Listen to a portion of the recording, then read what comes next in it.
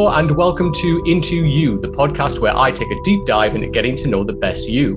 My name is Adam Straughan, and today I have with me one of the most talented people I have ever met in my entire life. Literally voice goals. Like if I could sing like this guy, I'd be blessed.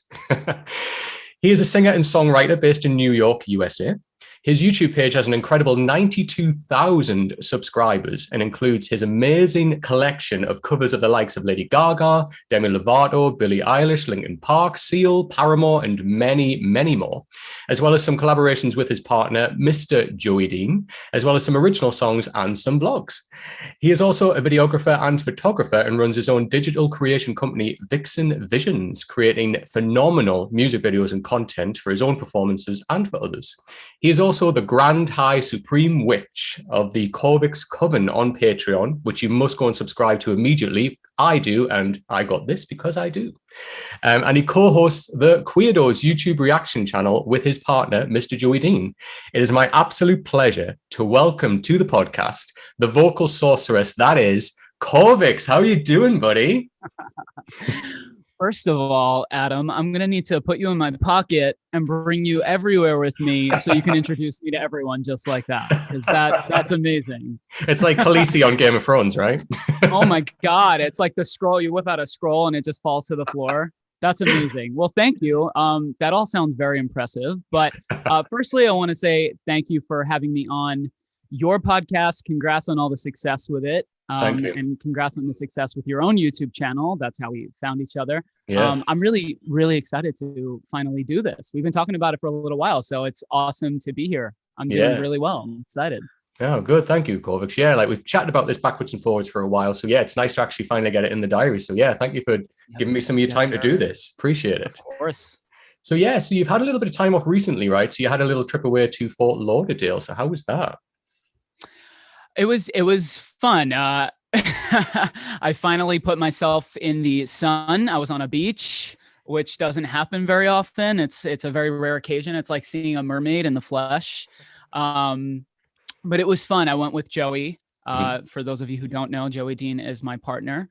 And we had a really good time. It was fun. But unfortunately, we got a little bit of a COVID scare because there was a spike with the Delta variant. So we came back, we had to get tested, and we were just a little nervous, but we got tested. Everything's good.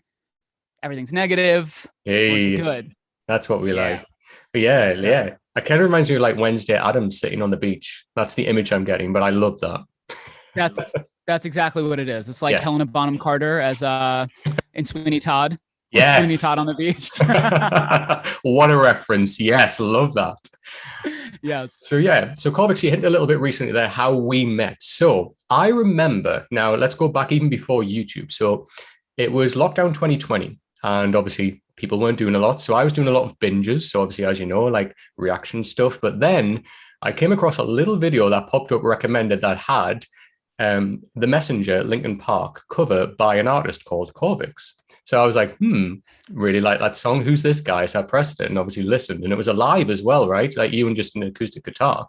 So I was like, oh my God, who is this guy? Why has he not been in my life until now?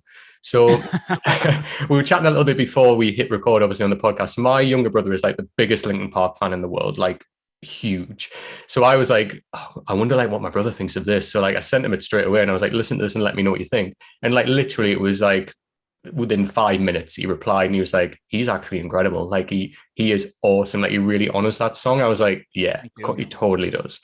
So and then obviously I went on your YouTube, I started looking at a couple of your songs and a couple of your covers, and I was like, this guy I was like, oh my God. So then I think I like followed you on socials, and I remember I think I reacted to one of your songs, and then you did a live on Instagram, and I like jumped into the comments and I was like, hey Corvyx, I've done a reaction to some of your music. And then it was after the live ended, I think you DM'd me and you were like, oh, thanks very much, like I'll check it out. And then it kind of just went from there, really, right?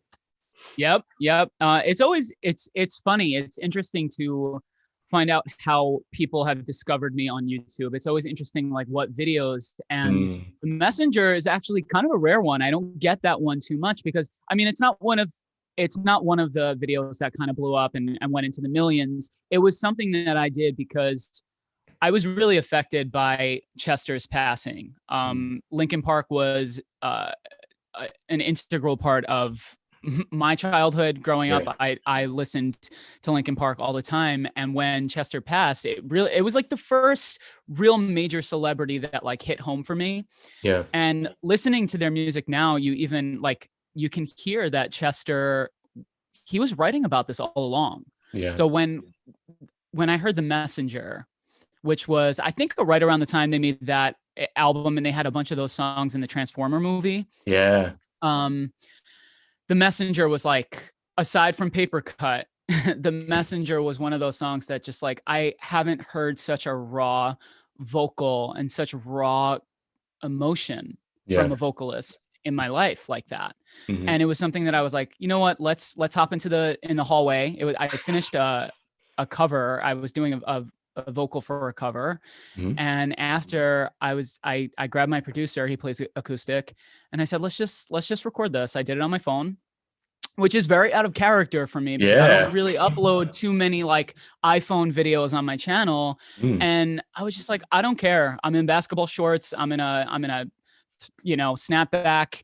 And I was like, this is for Chester, and it's for anyone who loved Linkin Park. Yes. So it's kind of cool that you found me through that video. Yeah, definitely. It's like it comes across as well, like, like it is a tribute to the artist who obviously meant so much to you. I mean, that comes across in the performance as well. I Right. think I completely like empathize with you as well in terms of like, so obviously Linkin Park has been like my family for a long time. So as I said, my younger brother, like it's his favorite band, like literally because of that, like, I got into Linkin Park. My mom and dad love Linkin Park. Like my older brother loved Linkin Park, all because my younger brother is like this huge fan. And I remember the day that obviously he found out that Chester passed, and I kind of went upstairs and I didn't realize at this point and went into his bedroom just to say hello. And he was just sitting in absolute distraught on his bed. And he was just like, oh my God, like Chester Bennington's passed. And I was like, oh my. And it really, really hit us all because of his love for that artist. And we kind of feel like, we almost like know him type thing, and like we've grown up with his Yep. music and the band's music. So that really did hit us hard. And we all kind of had a moment of, oh my God, like this amazing artist has unfortunately passed. But you're totally right, Corvyx. Like when you listen back to the music now, you hear his pain. You can hear it in the lyrics. You can hear it in his cries and the performance, and especially something like The Messenger. Like you can just every single lyric, it is there, like right in your face. But wow, what a loss of an incredible, talented artist. But I'll never forget that day either because yeah. I was sitting in the chair getting this. No I was way. getting the tattoo on my left arm, and actually it was Joey who called me and said, Chester committed suicide. And yeah, so that was a day I won't forget. But it's amazing that was the video that kind of connected us. And then I remember you hopped in on the premiere that I did for my driver's license cover earlier this year. And that was when I really first noticed your name because, having premieres on YouTube, it's usually the same core group of people that support me and love me. And obviously I love them right back, but it's always cool to see new people as well. And I didn't recognize your name. And you said, hey, I'm happy to be joining the premiere. I've seen some of your covers and I've heard of your name. And I remember you were commenting as you were watching the video, obviously all words of encouragement, always super, super sweet and kind. And yeah, and then I remember Instagram Live, and that's how we connected. Yeah, and here we are. Here we are. Yeah, I love it. So yeah, Corvyx, let's get a little bit into you. So let's go back in time, baby Corvyx. So let's go back to where it all began, Corvyx. So obviously, like let's go back to, right back to you first as a performer. Like where did it all begin? And then kind of talk to me a little bit about, growing up, where you then went on to study and things like that. Sure. As cliche as it's going to sound, I have been singing since I could speak. Literally, like there are recordings of me at 3 years old, my little raspy voice trying to sing Mariah Carey's "Hero." What a tune! It's what a tune, right? Yeah, I kind of grew up on like the big divas, like my mom and my sister were obviously major influences, and my sister mainly because my sister's 13 years older than me. Oh, wow. So she was a teenager and she was digesting so much music at the time. So I have a really broad palette because of that. But it really started because, I mean, like most people, I come from a broken home, and I had a tumultuous upbringing, and my sister would kind of take me into her bedroom, and she would, like, if my parents, were arguing or whatnot, whatever it was, to sort of distract from that, she would take me upstairs and she would just blast music, and she would record me, if I was singing anything. That's why we have like all these little recordings of me from when I was a kid. But that's kind of how it all started. And then when I went to school, elementary school, it was bizarre. I got cast in my first play, and it was by accident. Oh. Because I remember I walked in, I wasn't even in the performing arts class.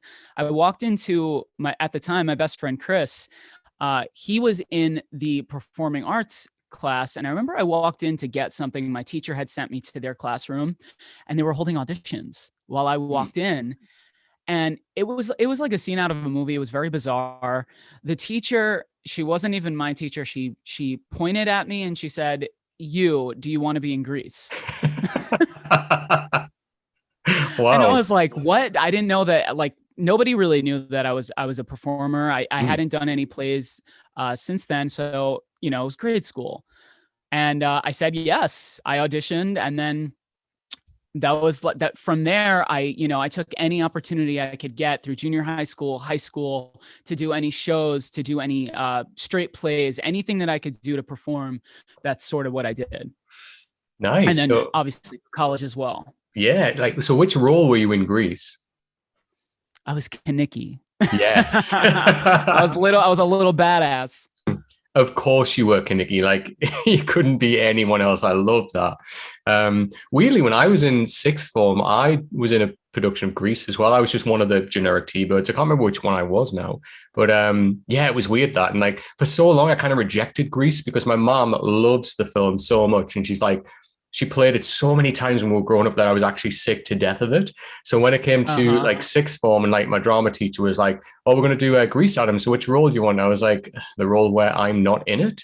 And then he was like, "No, like what?" And I was like, "Okay, I guess I'll be one of the T-Birds." And then yeah, just went there. But you know what? I had a blast. Like, I loved it. And performing does that, doesn't it? Like, even if you might not necessarily enjoy like the film version or something or whatever, just being on that stage and just performing, when you're bitten by that acting bug, it's just an unreal experience. And like, yeah, I mean, you know it, right? Like, you come from a performing background as well, but there's something about performing live on a stage in front of an audience like that, and the buzz and the atmosphere that you get back from that, it's indescribable. And it's incredible. It's a different animal. It is completely different animal. Yeah, I love it though. I love it so much. It's funny you say that about your mum and your sister, because my mum is like, she brought me up listening to some of the big diva voices as well, but her favorite was Whitney Houston. So whenever I hear any Whitney song, like One Moment in Time is still one of my favorite songs of all time. But whenever I hear any Whitney song, it's just my mum straight away. That's who I think of, and you're probably the same way. When you hear like these big diva tracks, you probably think of your family straight away, right? Yeah, absolutely. Celine Dion, Whitney was huge. Mariah, all of the icons. So that's kind of what I grew up on.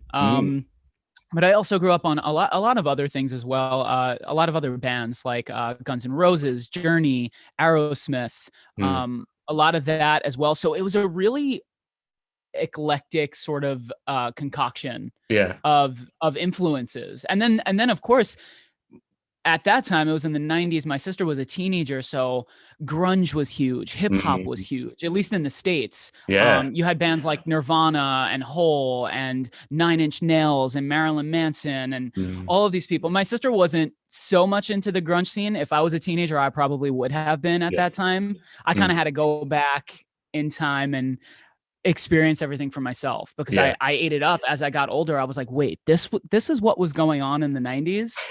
And then of course, Michael Jackson, Prince, all of the Michael Jackson was another huge one, you know? Yeah, what a performer. But it's funny, like we've been kind of similar in our music taste, really, Corvyx, because obviously you're saying there about big diva voices, and then you're kind of leaning more into the rock side as well, like Journey and Guns N' Roses and all of that as well. And like, yeah, like I weirdly like went into a similar phase like that for a little bit, but then got hit by like the big like pop artists as well at the time. So, you had like Britney Spears, and you had like all like the big like pop bands and like boy bands like NSYNC and all of that were like huge around that time as well. So I kind of got swept up in all of that. And it wasn't until I was like older, maybe like, 15, 16, when I started to listen to bands like The Offspring and like kind of branched out into more like rockier sound. And then, as you say, like Nirvana came along and I was like, this does smell like Teen Spirit. And then like, and then I heard like The Hand That Feeds by Nine Inch Nails, and I was like, this is a banger. And that kind of opened like my, eclecticness of like my taste of music massively there. And it kind of just went from there. Yeah. So yeah, it's quite similar really. And by the way, sidebar, Faithfully by Journey is one of the best songs ever written. I absolutely love that song. Oh, I actually do have a cover of it. Wow.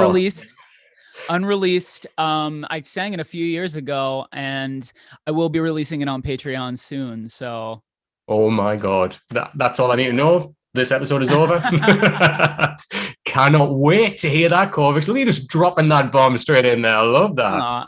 I saved the goodies. Yeah, there's another one as well I need to ask you about as well, but we'll come to that. So so let's go back to, so obviously, you've started in Greece as Kaniki, and then where do we go from there, Corvyx? So obviously, you've studied, then you've gone into performance, right? So then you've started to study more like singing and performance. So where did we start to do that then? So I didn't really have any formal training in performance or singing until I was in college, because it was almost mandatory. We kind of were assigned vocal coaches that we had to see every week.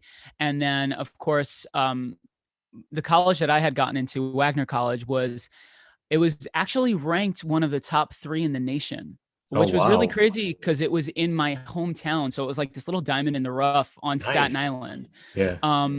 And I got in, and it was almost like a conservatory training plus a liberal arts education. Mm-hmm. So, it was a lot, but that was where I received most of my training, and it really was an incredible experience. I think college, if I hadn't experienced college, I don't know if I would be who I am right now. I don't know if Corvyx would exist. Okay. So I'm definitely so grateful to that experience, although there were so many times where I wanted to rip my hair out between classes and 5-hour rehearsals right after a full day of classes, and then shows on top of it. So it definitely honed me for performing. Yeah. I knew once I graduated, I was like, if I could do that, I could do anything.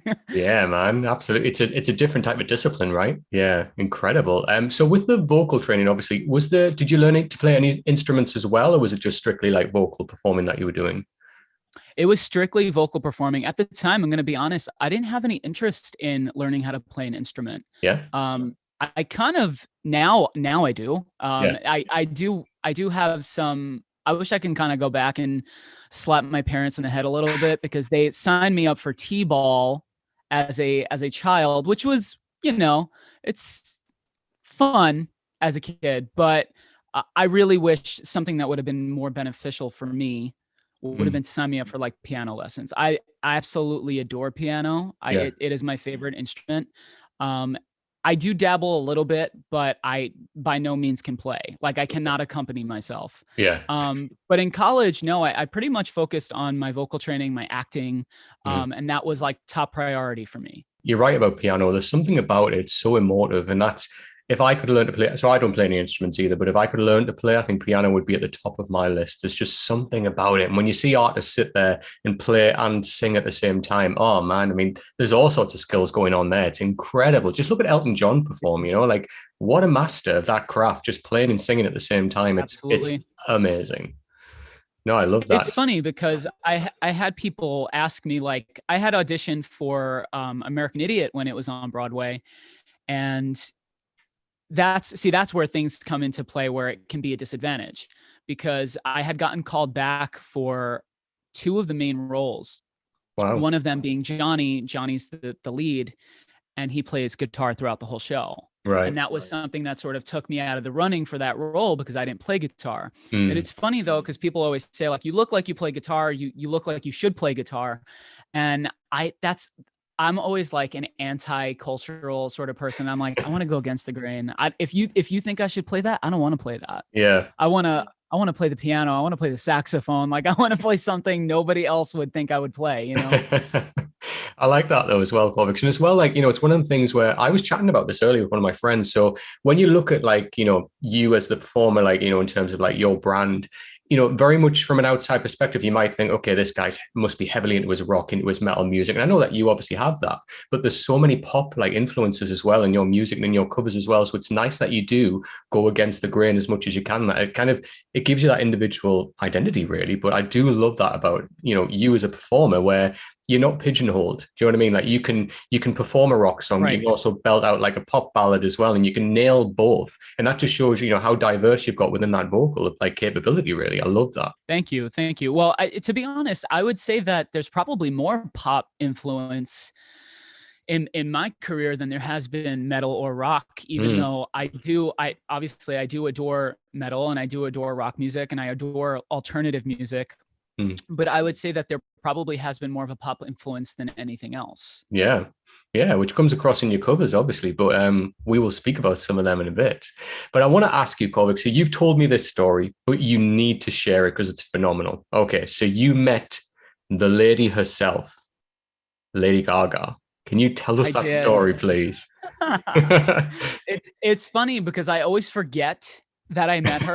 Isn't that strange? Yeah, right. The reason why I forget was because at the time I was rehearsing for Jesus Christ Superstar when I was in college. I was playing Judas, and I remember I had just gone off stage.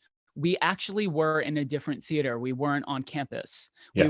We were in Snug Harbor, which is it's a beautiful historic location on Staten Island, and they have a gorgeous theater.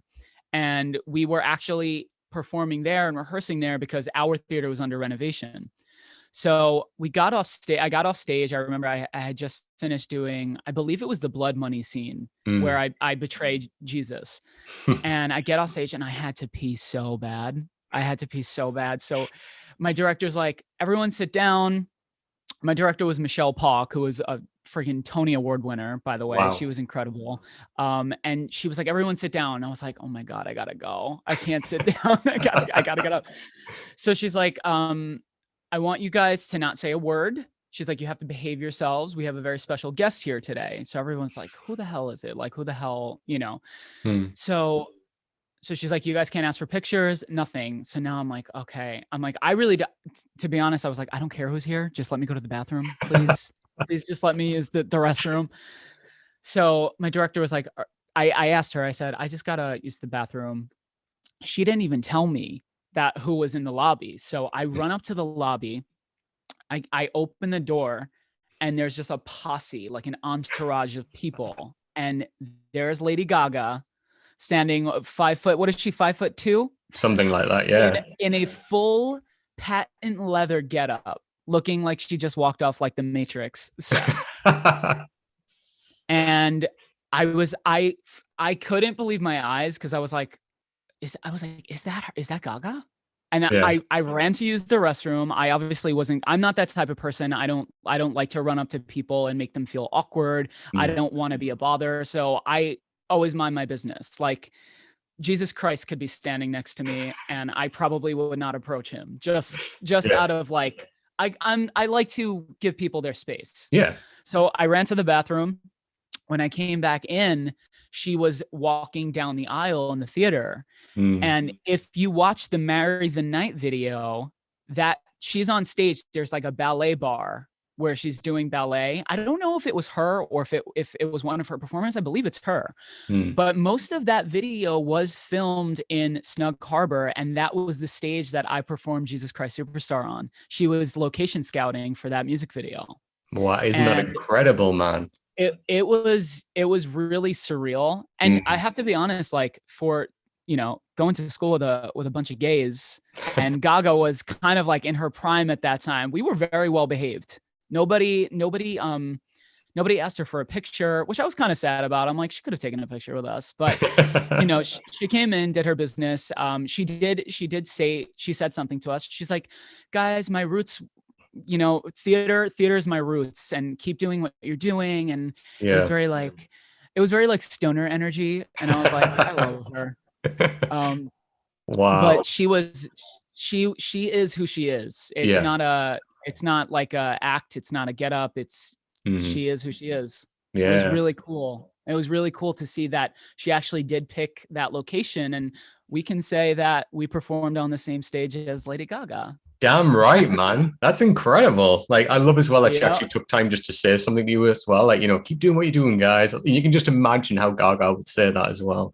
I love that. And that was the Born This Way era as well. That's when she Mm, came out with the Born This Way album, and she had the song Judas on it, which yes. is when I was playing Judas and Jesus Christ Superstar. So it was like a full circle moment. It was Oh, really cool. clearly she saw your performance and wrote the song about you, Corvyx. Let's be real. But it's funny you It mentioned was that actually. all premonitory. I mean, yeah, of course. Let's be honest. But it's funny you mentioned that with celebrities. So I don't know if I've told you this story before, but so it depends on the celebrity for me. But I I had a weird run in with a celebrity in a cinema, and I literally was like, "Oh my god, was that them? I need to say at least hello." So I'd gone to the cinema, and this was in Newcastle, where I'm from, with my brothers, and we went to see Once Upon a Time in Hollywood, the latest Tarantino film. So it's a long one, and it got to about halfway through the film, and I was like, right, like you, I really need to pee. So I was like, right, I'm going to run to the loo very quickly. And then I thought, right, nothing's happening. I'll be able to go. So I quickly ran down, ran into the loo. So went in, obviously did the business, and I was like washing my hands. And then I saw somebody come in. I kind of just thought, all right, whatever. So as I washed my hands, I turned around to use like the hand dryer, and I looked and I was like, oh my God, no way. And it was Ian McKellen. So like Gandalf himself. So I was like, oh my, Gandalf the Grey. I know, right? And the weird thing was he was dressed in like pastel gray colors. So I was like, wow, you've gone from Gandalf the White back to gray. But yeah, so I was just like drying my hands in the hand dryer, and I was like staring at him. I was like, I can't. So he was like at the urinal, and then like he looked at me, and I was like staring at him. I was like, I probably shouldn't be looking. Jesus, what am I doing? So I was like looking away, drying my hands, and then I just casually walked out. But I was like, I can't believe that. That's Ian McKellen. I will never get this opportunity again. I'm just gonna say hello, nothing else. So there was like a seat, like a couple of seats, like in the corridor outside of where the loo was. And then as he walked out, like I kind of just stood up, and I just went, Ian, I just have to say, I think you're amazing and a huge inspiration. Thank you for all of your work. And he was just really like courteous, and he just went, oh, thank you very much. And then just off he went into the cinema to see a film. And I was like, has this just happened? And like I ran back into the cinema and I sat down, and like my brothers, I was in the middle, and I was like, you will never guess who I've just seen in the like in the middle of like the film. They were just like, who? Yeah. It was so funny, but yeah, just crazy. So because there was no one else around and I just wasn't expecting him at all, I just had to say one thing. Because as an actor, to see someone of that caliber as well, I was like, oh my God, like he just blew me away. And I thought, I'm never going to see him again. Yeah, it's like a mythological, it's like seeing a unicorn. I mean, the people you run into in the UK bathrooms. I mean, he is like top tier, like UK celebrities. I mean, man, that was just, I'm never going to get that opportunity again. So, Sir Ian, if you're listening, it was a pleasure to meet you outside of the bathroom in Newcastle Cinema. So back to Corvyx, the performer. So, Corvyx, obviously, your brand. I mean, we can see here, you're dressed in this incredible black getup and that amazing hat, by the way, which I adore, and I've already told you that. But this aesthetic here, we've got like I've called it like. I know, right? I've called it like gothic witchy realness, which I absolutely adore. But has that always been your image? Kind of like from kind of, I'm guessing like teenage years, kind of, when we discover who we are, like, has that always been your image? And like, talk about that, and also where the concept for like Corvyx came from, the performer. No, it has not always been my image. That's a good question. And Yeah. in fact, there was a radical change from high school to college, because I grew up in New York, in one of the boroughs, Staten Island, and it was kind of taboo to step outside the lines, to look different, to dress differently, to be a queer person growing up. I wasn't out at the time either, because I was scared. I was terrified. I kept it. I got rather good at hiding my sexuality as well. So when I went to college, although it was on Staten Island, 90% of the student population was from out of state. And being gay in a theater program was it was almost a requirement. It was like everyone was gay. So it went from one extreme to the next. And my whole freshman year, I was still timid. I was still coming out of my shell, if you will. And my sophomore year, I did a show. It was a production of A Midsummer Night's Dream, Oh, William Shakespeare. what a play. Love it. And my director actually had a really fun sort of contemporary direction for the play that we did. And she made the Rude Mechanicals like this kind of group of misfits, like these punks, right? And I played a role where I played this like badass, rebellious teenager who in every scene I was on something with skates. I was like rolling in on rollerblades, or I was skateboarding, and I remember I started doing my eyeliner for the show, and a lot of people came to see it. It was a really great show. It was probably the most fun that I had in college in terms of like just being able to chill and have a good time on set. And a lot of people came to see the show, and I remember people were like, this whole aesthetic really fits you. Like it suits you, the guy liner, everything going on, like it really suits you. And it was funny because I really did feel connected to it. And I started after that show, I was like, I like the way I feel. I like the way I look. And I started dressing more the way that I wanted to, even when I was a teenager, because I didn't dress this way. I wore a lot of baggy clothes. I wore what was popular at the time. I also went through a bout of weight fluctuation where I was super, super heavy in junior high school. And then I dropped a ton of weight my sophomore year. Actually, it was junior high school. And then I dropped a ton of weight my sophomore year of high school. Right. And that's where I started wearing like skinny jeans and Hollister and like all of the things that were in at the time. But it was always within these restrictions and these guidelines of what was cool and what you were able to wear without sort of sticking out too much. And then college came, and like I said, I was like, fuck that. I'm going to wear what I want. I'm going to do what I want. And I saw that people were, embracing me for who I was and for what I wanted to do. And from there, I kept up with that sort of aesthetic, and it was much more, I was sort of like, I wore everything that I owned. And like, if the boots had spikes on them, I was wearing them. And I would like to think that I tailored myself a little bit, and I'm a little bit more elevated now in terms of fashion. I don't know if I am, but I like to think that I am. So then once I graduated college, I knew immediately that recording was what I always wanted to do. I wanted to be a recording artist. Yeah. Theater was excellent training, and I wouldn't know how to tell a story if it wasn't for theater, because I mean, singing is storytelling, right? Singing a song is telling a story. And instead of having a whole 2-hour play, you have 3 to 4 minutes to do that. And I wouldn't be the performer that I am if it wasn't for acting. Yeah. So once I had graduated college, I was like, okay, I did the thing. I trained. I want to start executing, and I want to get into a booth.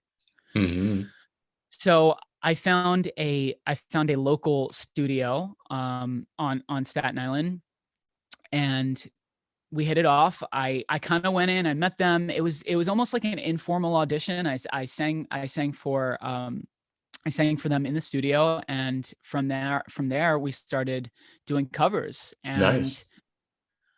I started uploading covers on YouTube just willy-nilly. I was like, let me see what I could do. Let me get my voice out there. But at the time, I wasn't doing anything strategically. I didn't know anything about search engine optimization or anything to sort of boost my stats on YouTube. I was just like, okay, I'm gonna record this in the studio, hopefully sing it well, get my best friend to shoot a free video for me, use my aunt's house. That was literally like one of the first videos I did was My Immortal by Evanescence. Yeah.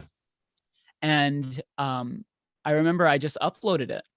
I didn't know anything about YouTube at the time, and I uploaded it under my legal name. Yeah. And my legal name is a mouthful, which I will not disclose here, but it is not memorable. It is not something that would be easily searchable. And I knew that if I wanted to stick on YouTube, I was going to have something that was memorable. Mm. And I wanted something, to be honest, I never connected with my name. Um, I always felt like it was very run of the mill, very mundane. And that's no offense to anyone out there, named Anthony or Joe. I'm dating a Joe. My name's Anthony. But I always felt like as a performer, there was this sort of alter ego. I Mm. didn't feel like myself when I was singing. I felt like something came over me, and whatever that was, I feel like it really, uh, it was powerful. It felt right, and it felt like this is where I'm supposed to be. This is who I am, and it's where I felt most connected, I guess, to my purpose. Mm. And so I felt like that deserved a name, Yeah. aside from my given name. Like Lady Gaga is Stephanie Germanata.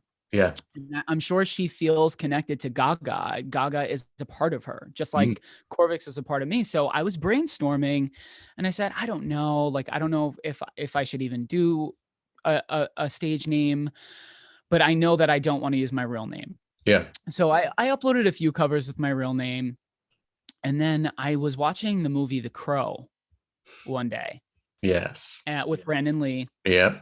and I was like, what a badass character, Eric Draven. He had this huge bird on his shoulder, sort of as his sidekick, and sort of as his, like, I don't want to say alter ego, but it was like his. Can we say spirit animal still? Am I gonna get canceled? Yeah, I know what you mean. Yeah. But it represented like this bigger part of himself, and it almost felt like it was the essence of him. Mm. And I said, how badass are these big black birds, right? And I thought, well, if there's anything that I feel connected to, I always felt connected to the outliers and the outcasts. And I always felt like blackbirds um, are these feared birds. There's this stigma behind them that they're bad omens, and that they represent misfortune and death. And, mythologically, they were always seen as this fearsome creature, which is cool. I think it's cool that they sort of have this like mystique around them. But I did a little bit more research into blackbirds. That's sort of what inspired me. And I came across the constellation Corvus, which means raven Mm. in Latin. And I started doing more research about ravens and crows and blackbirds in general. And they come from the family. I think it's the genome or the genus. I don't know what the proper term for it is. It's called Corvidae. And so I was doing more research on that. And actually, blue jays are a part of it as well, which is Yeah. another bird that I always connected to. Strangely, I always used to see them, and I still do, Mm-hmm. in times of like doubt and trouble. And so anyway, back to the ravens. So I said I really like that name, Corvus. And I was like, let me tweak it a little bit and let me have people call me Corvyx for like 2 weeks to a month. Let me see if it sticks. Let me see if I like it. Mm. But I started with Anthony Corvyx. It was sort of like a warm up. I was like flirting with it a little bit. And then it stuck, and people just started calling me Corvyx, and it felt right. And it's funny because for a while I forgot how much I loved the meaning behind it until recently, because I had recently gone through like probably like one of the most difficult times in my life, where I lost a lot. There was a lot of loss. I lost my dog. I lost a house that I grew up in for a majority of my life. It was a lot of loss, and I remember I had to send in some information for a show, which I will talk about at another time. But I had to really send them information about what my artist name meant. And as I was like sending them the information, I was remembering, and I was like, Mm. wait, ravens were also the messengers of Odin. Like they were birds of gods. And I'm huge into Norse mythology, and I Mm. love that stuff. And they had these other historical representations and symbolisms besides misfortune and death and bad omens. And there was magic to them and mystique, and they were also known as shapeshifters, and they were revered and as one of the most intelligent birds, if not the most intelligent bird on the planet. Mm. And I just always I felt so connected to that, especially recently. The magic and the mystique and the shape shifting. To be a survivor is to shape shift, to Mm, be able to adapt. mm, And more recently, I connect to my stage name more than anything, yeah. um, more than I did when I first picked it out. Yeah. Which is kind of crazy to think that younger Corvyx, baby Corvyx, kind of picked the name without knowing the full intention behind it. Mm, And now I understand it. yeah. Man, Corvix, that's incredible. Like, there's a lot in there that I can empathize with as well. So, like, as a fellow gay, it's interesting because, I think it's a popular part of our narrative when we say, we've had struggles with our sexuality. And I think it's one of them things where, many of the reasons why I went into performing is because I could play somebody else. I could almost have that relief from being myself for some time and then come back to that. And it's like, that's popular. There's a lot of gay people I've spoken to, like I've been to drama schools where, 90% of the people there were gay. And it's a popular narrative, where for whatever reason, you've been through hardship because of your sexuality, and therefore you can kind of embody somebody else for a little bit of relief away from that and then come back to that. What's really nice about that story, obviously, with you talking about that there is when you kind of become that performer, when you become like Corvix, you've got control over that. Do you know what I mean? Like you see that fire and that passion in performing, like almost like Sasha Fierce. Like, you've got that alter ego, which is your performer, and you chose that name, and you bring that passion to that. And that's incredible because you've written your own narrative there. I just think that's incredible. And I think, the thought that, the fact that you picked that from such a young age and then you've kind of come full circle and you've thought about it and thought, what, that actually means so much more to me now. And it's something that was probably in like a little bit of a grain of sand in the back of your mind to start with, but has then become this full thing as you've thought about it over time. And obviously, you're attached the Norse mythology behind it. You attach all of that around it. And I just think that's incredible how it's become so much more of a bigger thing to you now. And, for all that, you may have chose it for, just as an alter ego, really, for that. I want to perform a name, but now it's a performer identity, that you've really stepped into and become Corvix. I've only ever known you as Corvix, and that's, and I love that because I see you and I just get it. Do you know what I mean? I just get, right, this is the guy, this is the type of performer he is, and I love that. It's interesting you talk about Crows and Blue Jays as well. One of my favorite bands is a band called Catatonia, spelt with a K, not with a C. Very different bands, but they're a lot of their artwork is crows and ravens, and a lot of their lyrics are about birds. And kind of talking to you now, it makes a lot more sense as to why, because there is that mysticism and there's that element of like, just mythology almost behind them. And I think that's really, really fascinating and interesting, that it makes things more multi-layered. And especially with you as well, like I just love that, when you can see when you perform, you become this performer and you become Corvix, and it's just so multi-layered in terms of talent and just performance capability. So it completely reflects exactly what you've just said there.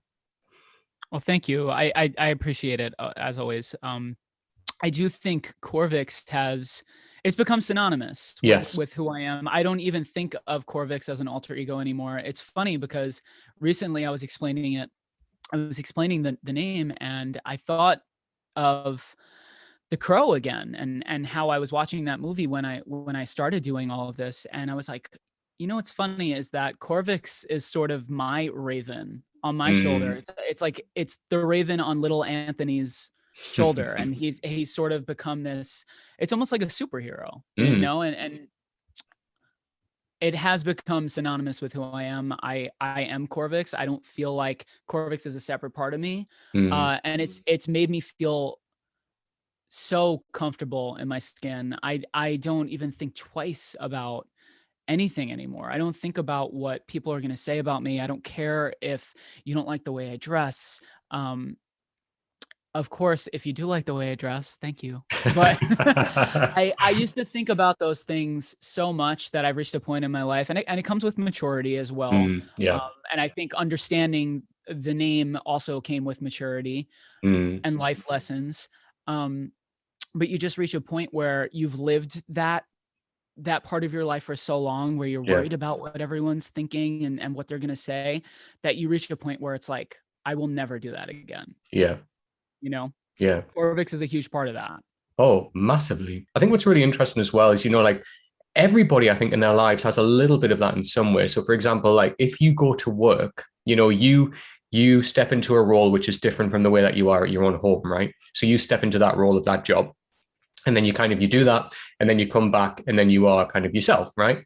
Whereas I think Right. so that is almost like the role you step into to do your job, and then you come back to the real you. Whereas with you, Corvyx, what's interesting there, what you said is, that you've stepped into that role, but rather than stepping away from it, that has become your identity. That is who you are. So as you've said there, you live and breathe that, and that's incredible, because performing is your life. You know what I mean? Like, you are a performer. Like, you think of like, reminds me of that quote from Sister Act 2, when Whoopi Goldberg is saying, if you wake up in the morning and all you think about is singing, and you're a singer, girl. And it's exactly that, right? Like, it is that though, you wake up in the morning and you think about singing, you're that performer, and that is your identity now. And that is so different from like, other jobs where you might go to, I don't know, like a restaurant and like play the role that you need to there and then come back to who you are. So yeah, I just think it's really interesting, the process of how it's gone from this name and this, identity that you step into as a performer to becoming your identity and such a core part of who you are.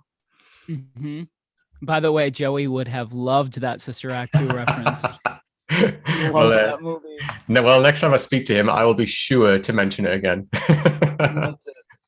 So so obviously, Corvyx, like we've talked a little bit about the songs that you've covered, and I mean, there is such a caliber to choose from on your YouTube channel.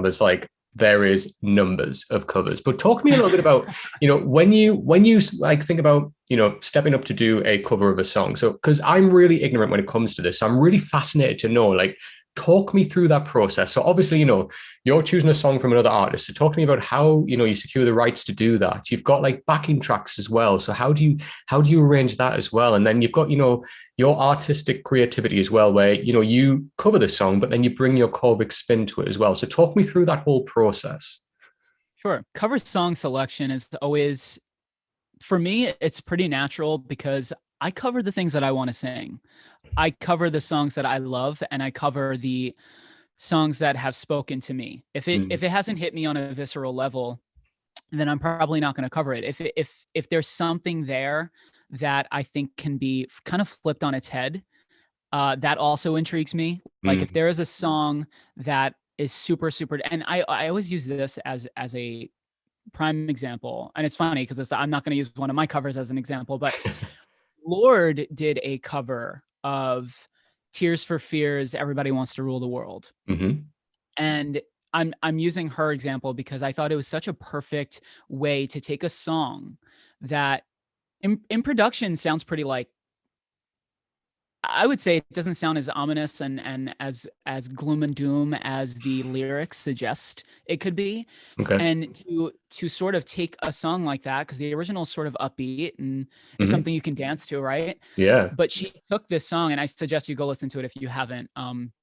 It really flips it on its head and kind of accentuates and highlights the haunting dark side of it. And I always think that's so cool, and I've done that with a bunch of my covers as well. So Yeah. when I hear a song and I'm like, ooh, I could do something with that, I can flip it on its head and I can show the sort of yang to the yin, I love when songs can speak two different languages. Yeah. So that's how I go about selecting the songs. It's usually songs that I love, or there's songs that I think I could do something really cool with, and make the listener and viewer see it differently. Yeah. So when it comes to that, it's always a pretty natural process because I just gravitate towards the songs that I love. And as far as licensing and stuff like that, it's not as complicated as it seems. I use a company called DistroKid, which I know millions of musicians now use, and they're really great. I mean, you submit the song and they acquire all of the rights for you, and you can download the licenses. Yeah, it's pretty cool. Some songs take longer than others. Like some licenses are a little longer to acquire, but it's a fairly easy process. And then as far as productions and backtracks go, most of my backtracks, I would say probably since My Immortal, because My Immortal was the last time I used like a karaoke track. Yeah. There were a few that I used karaoke tracks for. So like My Immortal, it's when I first started uploading. Gravity by Sarah Bareilles, I used a backtrack for, and The Kill by 30 Seconds to Mars. Those were all things I used karaoke tracks for. And And I remember the first track that we like created in studio by ourselves was a Daughtry cover. It was Oh, Waiting wow. for Superman. Banger. And from then on, everything we have done in studio from scratch, everything's from my mind and my producer's mind, and we have co-collaborated on everything from then on. Wow, man, that's awesome. Like, I'm literally Yeah, it's learning the full process. I love all of this. That's incredible. And that's so easy with the licensing. Like, I never realized how, obviously, they do all of the kind of the hard work for you, really. You kind of just like record the song, submit it, and then they do all of that kind of paperwork around it, really, and do all the admin and kind of sort all that out. So I didn't even know that was a thing. So that's incredible to know, man. Wow. That makes it so much easier. It's the very least that can be done, because if I had to do that on top of create the song, sing the song, shoot the video, I wouldn't be here. You would implode. You would literally implode. So yeah, like obviously, with that, Corvyx, so you kind of mentioned a little bit there, like your music videos now. I mean, I will talk about some of them in depth later on, but wow, like they are like installations. They are incredible. We've spoken quite a lot, and you've told me a little bit about, like you kind of start with like the germ of an idea, and that kind of then leaks into the music video. But talk me through your process. Like, do you storyboard? You kind of like see an image and kind of gravitate towards that and like recreate your version of that? Like, how do you do it? For a long time, I actually did create, I had a whole binder full of treatments and concepts that I would 6 to 7 pages long for covers, right? Because I do covers mostly, but I am working on original stuff. Hey. Now the bar is set, right? Because with the covers, I've sort of treated them like my originals. I try to give 1,001% to everything that I do. Even when it comes to covers. And that's sort of how I use the covers as a mechanism to obviously get my name out, because when I do release original material, I want there to be listeners. I want people to be listening. Yeah. So for the covers, like I said, I do treat them like originals. They're just as important to me, because we're all fans at the end of the day, right? Yeah. We all started out inspired by someone else. And so me covering songs that I love and artists that I love, it's sort of my ode to them. It's my homage to them. And I always want to do it the right way, while also putting my own spin on it and saying, this is what it would be if Corvyx wrote this. This is what it would be if Corvyx created the visual. And so I always start visually, which is funny because I'm a singer, but I always see the video first, and that inspires the production, and that inspires the synths that I use, and the pads that I use, and the drum kits that I use in my music, because I always see these like epic cinematic pieces, which is also sometimes a disadvantage, because I don't always have a $10,000 budget and a crew, and but I do my best with what I do have. But I do sometimes, I want to bang my head against the wall, because sometimes I'm like, you gotta stop thinking that you have Michael Bay directing your music videos. You gotta stick with what you can do. But I love huge productions. I love cinematic productions. It's some of my favorite artists, Florence and the Machine, even those older bands, Tears for Fears, Depeche Mode, The Cure, like there's just something timeless about certain music. And I hope that even with my covers, I hope that there's a timelessness to them. Because I do feel like we're living in an era where music is but of a moment, and of it's what's popular at the time. And I want my music to transcend that. I want my voice to transcend that. I want my visuals to transcend that. And don't get me wrong, I do enjoy a lot of contemporary music. I love music in general. I just, for my personal taste, I would like my music to transcend that a little bit. Yeah.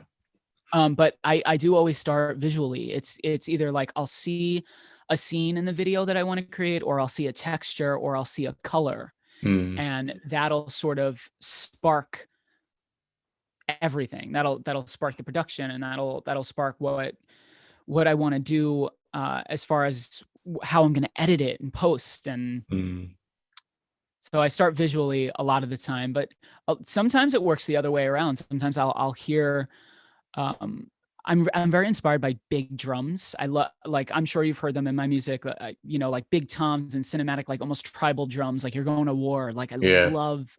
I love those sounds. So I'm Mm, very inspired by that. mm. Um, and so, you know, it could be anything really. I could see something while I'm driving and I'll be like, wow, that street sign. You know, it's like, wow, that bird that flew by. I love that though.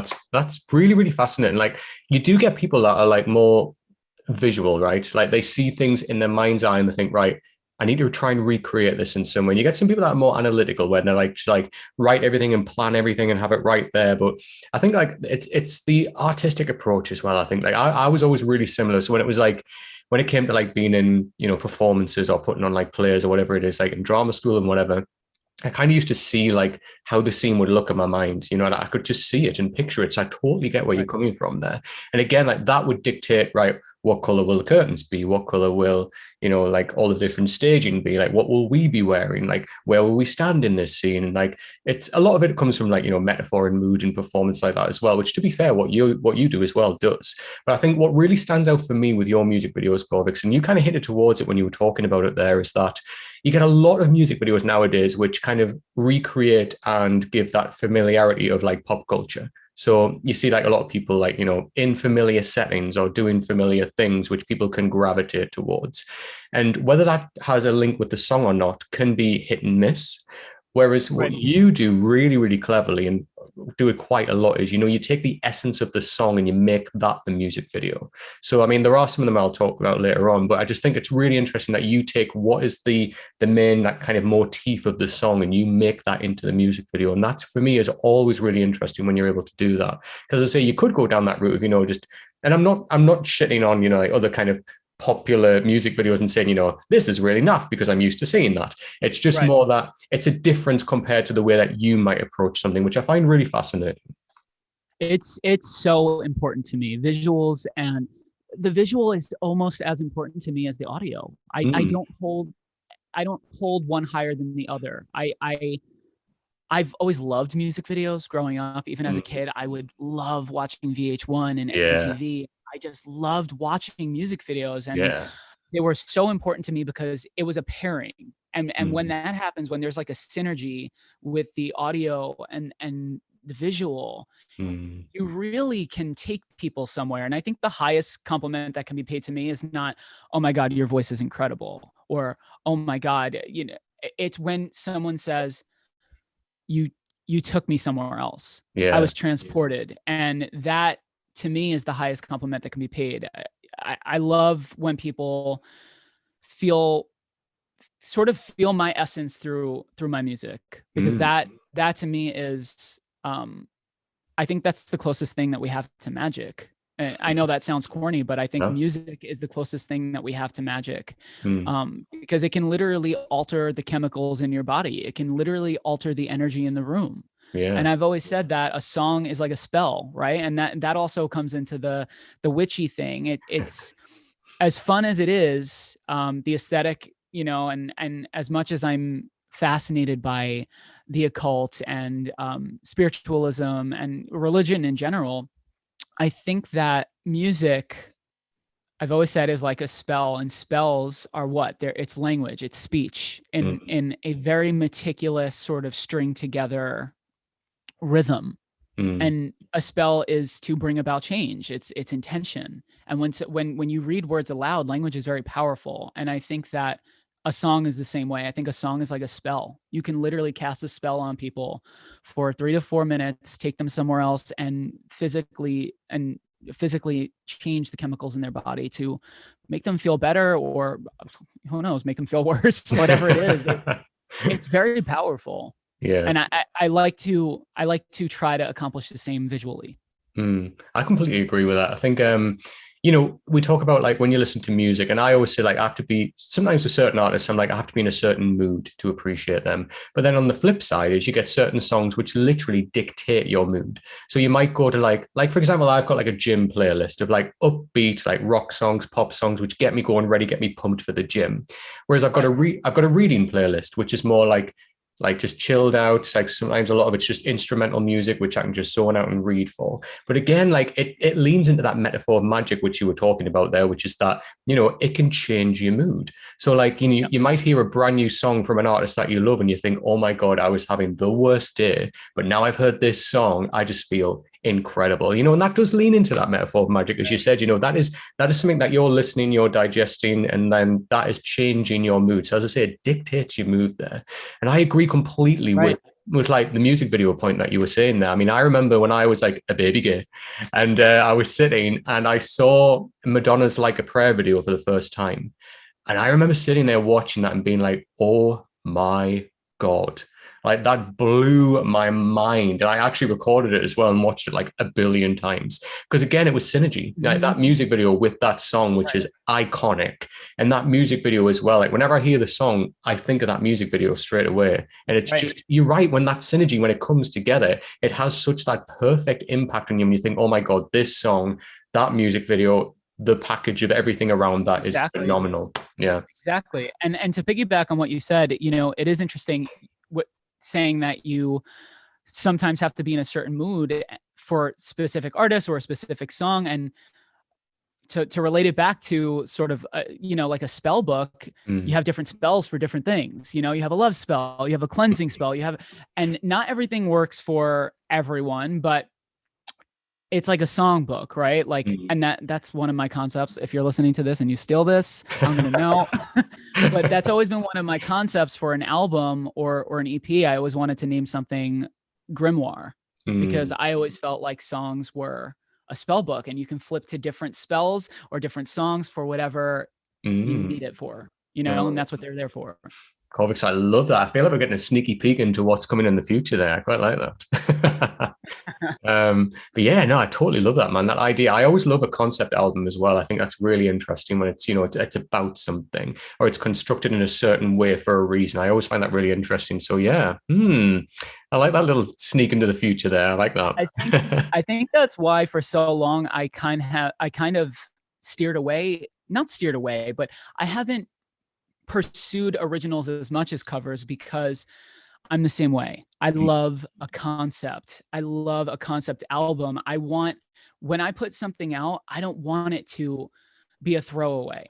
I want it to be a part of a larger universe. And I think I've been waiting for so long to do it right. Yeah. And I feel like I'm at the point in my career now where I know exactly who I am. I know what I want to say. And I just need a little bit more money. But I would love to finally dive into that world and create a concept album because that's what I would want to do. Yeah, man. I mean, you've got that now. That's your goal. Do you know what I mean? So that's what you're going to work towards, and super pumped for where that's going to turn, like when that's going to happen and how that's going to turn out. I cannot wait. And I'm sure, you know, you're dead excited to get there as well. So that'll be incredible to see when that lands. So yeah, super pumped for that, man.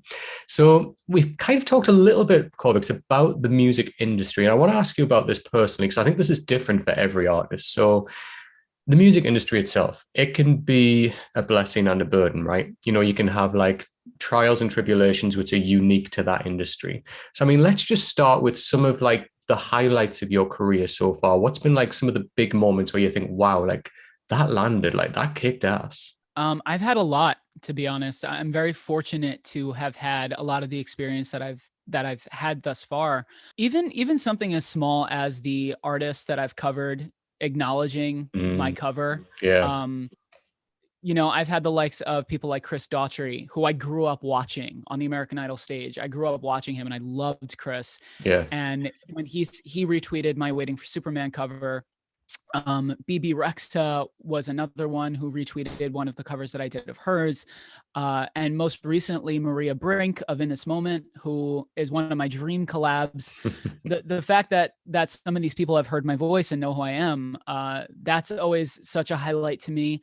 To have done what I've done on YouTube and to have like connected with so many genuine souls uh, is also such a highlight to me. And I'm grateful for that every single day, because without people listening, I mean, I would probably still be singing, to be honest, because it's something that I can't not do. Yeah. But I need the people there to listen, and I'm forever grateful to that. That's one of the highlights. But I have to say, one of my favorite things that I've done that I'm most proud of, I built the Iron Throne for my Seven Devils cover, which was a Game of Thrones themed cover, and I built it from scratch. We got a lawn chair. Mm. It was this little rinky-dink plastic lawn chair, and I asked my dad. I said, "Hey, Dad." My dad was a contractor his whole life. He knows how to build anything, Mm. and I said, I need to build this throne. I need to recreate it. This needs to be one of my most epic visuals yet. Like we need to do this the right way. So my dad was like, all right, let's do it.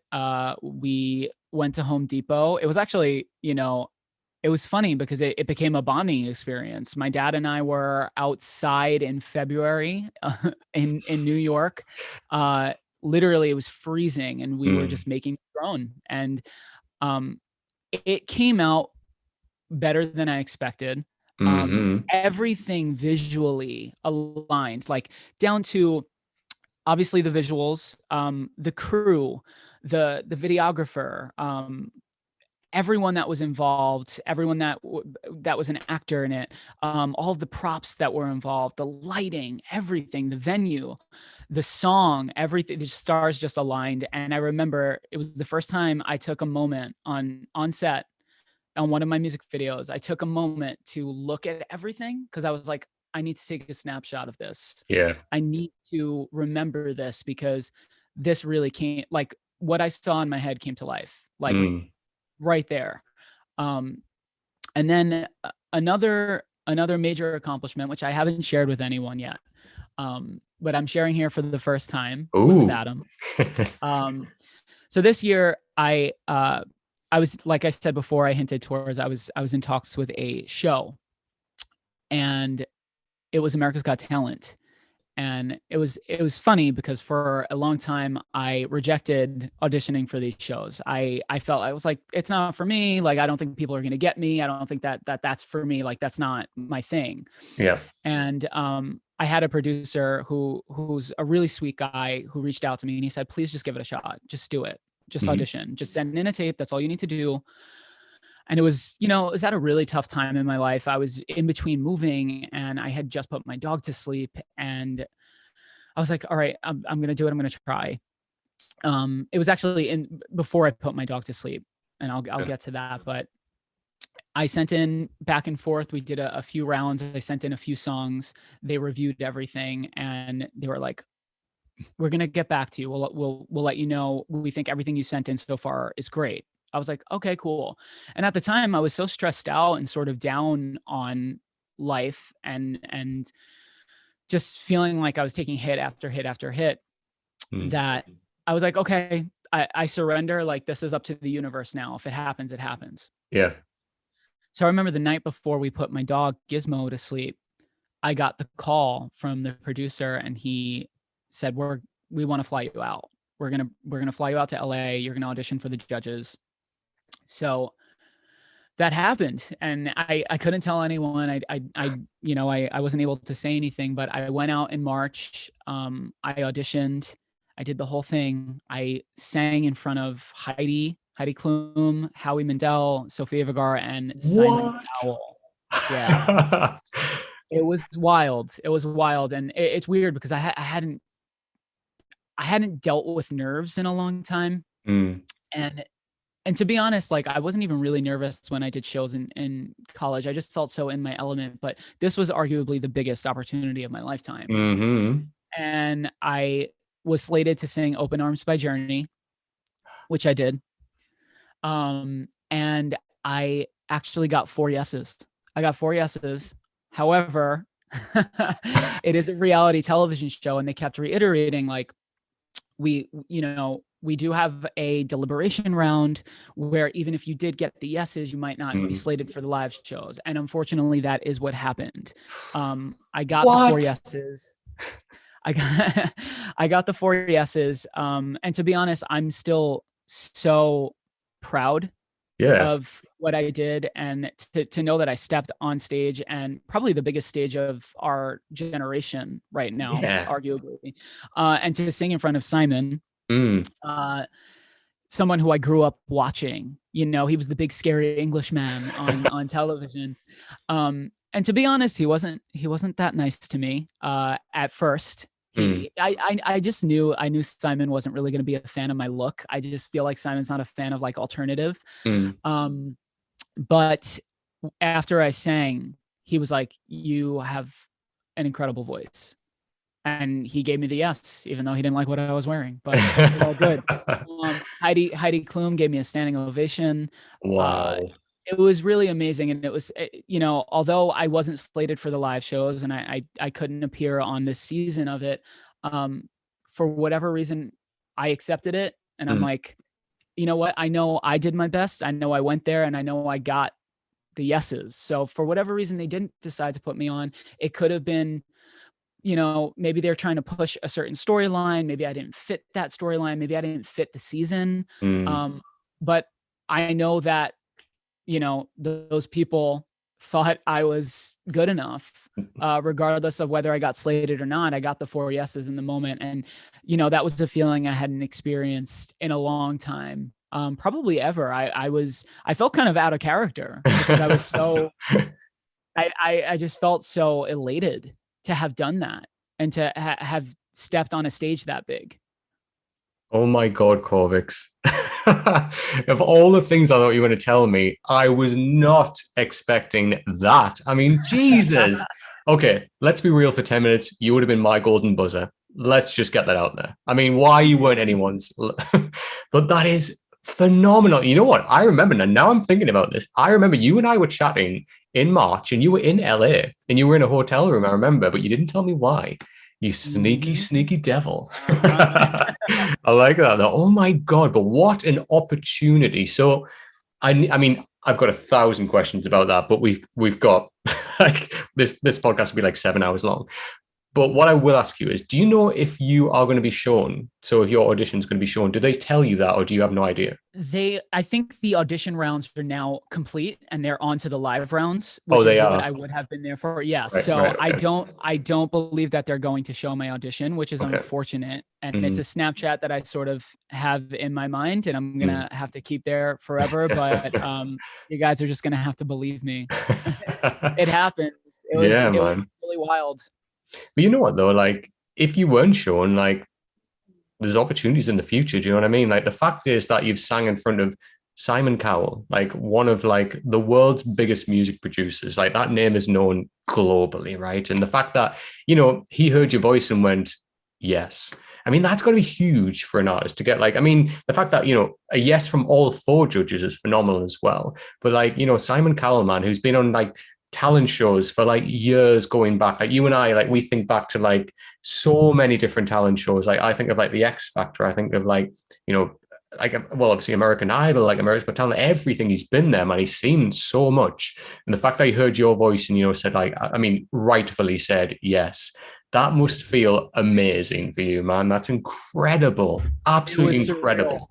Surreal. Yeah. It was surreal. Oh man, Corvyx, can't get over that. I'm buzzing for you. So yeah, on the flip side, then Corvyx, I mean, that is a highlight and a half, and that is a story that you can tell for a long time. So obviously you're an independent artist, you know, and that will come with a lot of like, you know, as I said earlier, like trials and tribulations. So I want to ask you about like how you basically cope with them, you know, like how you work through them, because you must be forever, you know, I mean, you got a yes, you got 4 yeses there, which is incredible. But I think as a performer, you have to get used to hearing no as well. And you'll have so many setbacks in your career as well. So talk me through like your process of how you deal with that and how you work through that. Well, speaking on the most recent experience, AGT, you know, the 4 yeses was incredible. And then there was that kind of resounding no. Unfortunately, we're not going to slate you for the live shows without a reason. Yeah. Which to be fair, they were honest about the whole time, because they are a reality television show. They do have a a storyline that they need to follow, or they have story directors, and they have it's a huge production. So for whatever reason, I wasn't slated, and I remember I was upset, of course, and I think anybody would be. I was upset that I felt like everything was sort of destined and everything sort of lined up, like with my dog, getting the call the night before we put my dog to sleep, and sort of like coming out of all of this loss. And I was like, oh my God, my dreams are right in front of me. Everything that I've wanted, everything that can take me to where I want to be is right in front of me. And I thought, I really held out on hope that like it was going to work out. And to have that not work out, I had to remember what I did, regardless of whether I'm going to be on somebody's television or not. I did everything that I could. I put my best foot forward through the hardest time in my life. And I constantly have to remind myself, like, you've done a lot more than you thought you were able to. And I think, having these mantras and really being your own biggest cheerleader, without sounding too cocky, but you have to support yourself. You have to be there for yourself psychologically, spiritually, emotionally. And I do. I can say that I take care of myself in that way, and I respect myself, and I care about my career and my trajectory just as much as I care about my well-being as just a human, and not just an artist. But dealing with rejection, it comes with the territory. Even auditioning for shows in college and auditioning for Broadway and doing a lot of theatrical ventures that I've done, that really gave me thick skin as well. And that's not to say that you have to be a robot and you can't feel and you can't be upset. That shows that you care. If you didn't care, and if it didn't affect you, then like, why are you doing it? Exactly. So it's okay to feel that way, but don't get stuck in it. Move forward. Know that when one door closes, you just have to kick another fucking door down. That's it. Yeah. And I know that regardless of whether AGT worked out or not, I knew that was one door, and that there's a whole hallway full of doors that are ready to open, and I know that they're mine. So right, Corvyx. So I couldn't have put it better myself. Kick that fucking door down. But I think as well, it's interesting as I want to say performers, but as human beings, like when we go through any kind of tough time in our lives, where you had the unfortunate loss of like your family dog, and we have these times when like our energy is like in such like a low place. And I don't mean low as in like your energy levels are low. I just mean in terms of like the depth of like what's going on, in terms of like you feel low, but that's still energy. And I mean, you talk about like, you look at, I mean, for an example, like, Adele went through this horrendous breakup, but wrote one of the most, well-known albums, and she used that energy and put it into work. It's exactly that, where I remember like when I was younger and I was still in the closet and going through depression with that. And I used to do a lot of writing for like theater back then. Some of my best writing came from that moment. So I was writing like so when I did my dissertation a long time ago for my master's degree, I wrote a play alongside that. And a lot of it was about pain, of like characters going through pain. And I don't think I would have been able to written it as well as what I could, write it now, because I was feeling that, so I was using that energy and like using it in a productive way. So I think, yeah, you're right. Like for all that, we go through these tough times, but I think, you've got a choice there, and it is almost like you can just stay there, or you can kind of keep, pick yourself back up and push yourself and use that energy in some way to motivate yourself, to push you into another direction and take those opportunities that come along. So I think, yeah, that's really integral and really important what you've said there, and it makes complete sense. Well, thank you for sharing your experience as well. I think what you said is really important. I kind of, in my humble opinion, I think that the best art comes from pain. I think that the best songs are written from heartbreak. And, I've always said, I'm like, my covers that are fun don't get me wrong, like the ones that are dark, and the ones that I love to sing because they're fun, and it takes a little bit of that foot off the accelerator on the emotional side of things. It's nice to have those breaks, but I will say my best performing covers are the ones that are emotional. They're the ones that are about heartbreak. They're the ones that are about loss. They're the ones about discovering yourself or losing yourself, or those are the ones that have performed the best. And I think, it's 1 + 1 = 2. Yeah. I think everyone wants something to connect to. I think humans, we're a pack animal. And I think that we need that connection. We need to feel connected to something. I couldn't agree more, Corvyx. Yeah, like it's that connection. That's what draws us to it. I mean, again, to go back to, like I said, the Adele album, like, people connect to that because people have been through heartbreak, so when they hear that, they relate to it straight away. Probably the same with you as well when you're talking about like your videos. Like some of the videos with the biggest hits are the songs that people recognize and love because they relate to it in a certain way. And I think, as artists, that's what you do, right? You put yourself out there in terms of vulnerability. You write something which you felt, and when people latch onto that and connect to that, that generates that popularity straight away because people ride on that with you straight away. They understand that journey and they get it, and they come back to it as well quite often because it's been a big part of their lives, right? And obviously a big part of your life as well, which hence why you've written about it, hence why you've chosen to perform that particular song. So yeah, it's that relatability. And again, we as humans, we are emotional beings. We ride on that emotion. We have those emotional memories as well, where we go back to those points in our lives and we remember how we felt then. And it's weird to kind of, that music and performance can take us back to those moments in ways that other forms can't, right? Right. And it's been said, over and over and over again, but it's been said because it's true. But I think that when you're going through something like emotional turmoil, sometimes you feel like you're the only person in the world going through it. And I remember when it's funny because My Immortal was, I know I keep bringing that up, but it's because it's such a cornerstone of my YouTube career.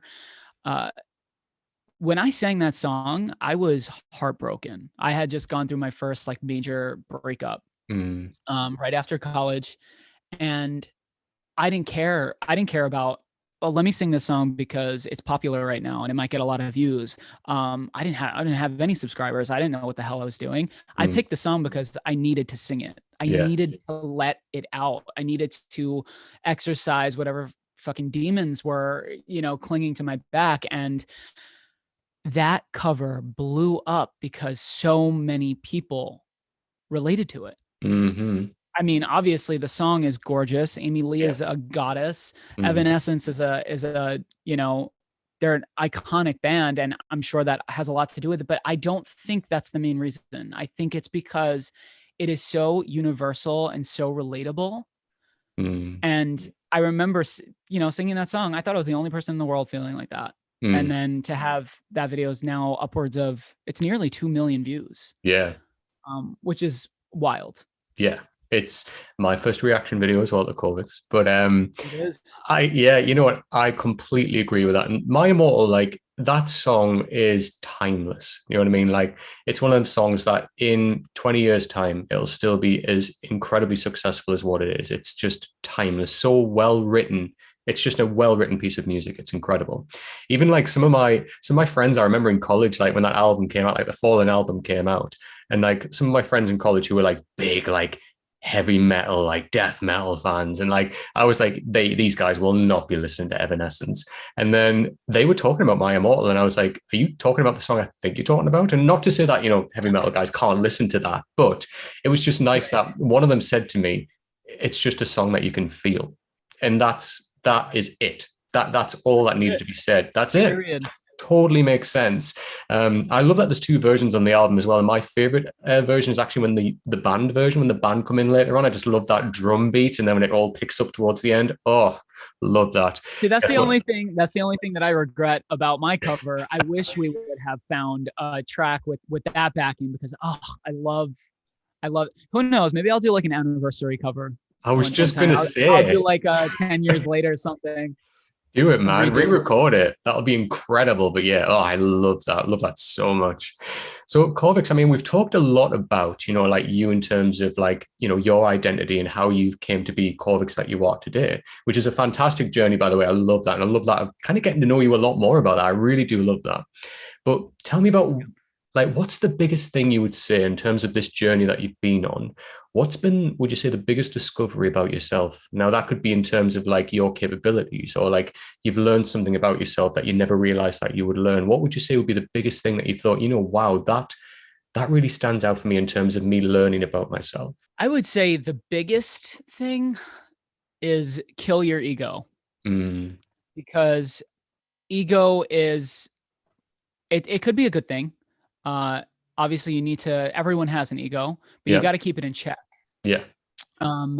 I realized that as a Aquarius, as an Aries moon, as a Cancer rising, I think I'm very into astrology, but I feel like my Aries and my Aquarius, Aquarius and Aries are go-getters, right? They're also, they want to be the best at everything. And I recently discovered, I mean, I always knew I was a competitive person, but I realized that I needed to keep that in check, and that comparison to anyone is the death of you. You can't compare yourself to anyone. Maybe yourself, but even then, you're constantly evolving and you're constantly changing. And if you're going to compare yourself, do it so that you can analyze and say like, okay, I want to take this with me and I don't want to take that part with me. Yeah. And one of the things that, I can be brutally honest with myself about is that I was comparing myself to a lot of people. And I was, there were times where I felt like, man, I deserve that. Why didn't I get that opportunity? Or I work so hard. Why isn't that happening to me? And because I'm friends with a lot of musicians, it's always in your face, and it always seems like everyone's doing really well. And I recently came to terms with the fact that there was a part of me that I didn't like. And there was a part of me that was really ugly in comparing myself to other people and other people's success. And it was really only doing damage to me. It was only making me feel like I need to keep up and I need to do this and I need to do that. And the funny thing is, although I felt like that, I've never let it affect what I actually create. When I'm on set and when I'm in the studio, all of that goes away, which is why I think I need to do what I do. But when you're scrolling on your phone or you're on your computer or whatever, and you're seeing everyone's highlights, because no one's gonna post, the deep dark shit, the skeletons in the closet. No one's gonna post what's going on. No. You think that, well, what am I doing wrong? And so I really have come to terms with myself and knowing that what I bring to the table, no matter who has more followers than me, no matter who's reaching goals before I'm reaching them, what I bring to the table, nobody else can bring to the table. What they bring to the table, I can't bring to the table. Everyone has their own thing, and it's stupid to try to squeeze yourself in their chair at the table when you have your own chair. You know what I mean? Yeah. I don't know if that's a stupid analogy, but it just came. I like that analogy though. Try to squeeze it on the chair. I like that. So I mean, that's the biggest thing for me is I also realized that when I do focus on myself, I'm capable of so much more than I thought I was. Like, don't ever tell yourself that you can't do something. You absolutely can. You absolutely can. I've done things that I never even dreamed of. I've taught myself how to edit. I've taught myself how to shoot videos, because when I started YouTube, I didn't know how to do any of that. I collaborated, and don't get me wrong, I've had the pleasure of working with some amazing people, and still do. Like, there are projects coming up that I'm going to be collaborating with people, because I can't always be behind the camera and in front of it. Sometimes I need help. And that's important as well. Yeah. So to learn how to ask for help, you know what, I would say I put that above ego. Yeah. Is learning how to surrender and say, it's okay that I don't know how to do everything. It's okay that I can't do everything, because I always want to. And I've accepted that it's okay that I don't. Yeah. God, that's so right, Corvix. Like, I mean, there's a few things I'll pick up on what you said there. I mean, one of the big things is, you're saying there, like, ask for help when you need it. And that extends outside of performing. You know, like there's a big push, like a lot recently, probably in the last 5 years, there's been a big push for mental health, right?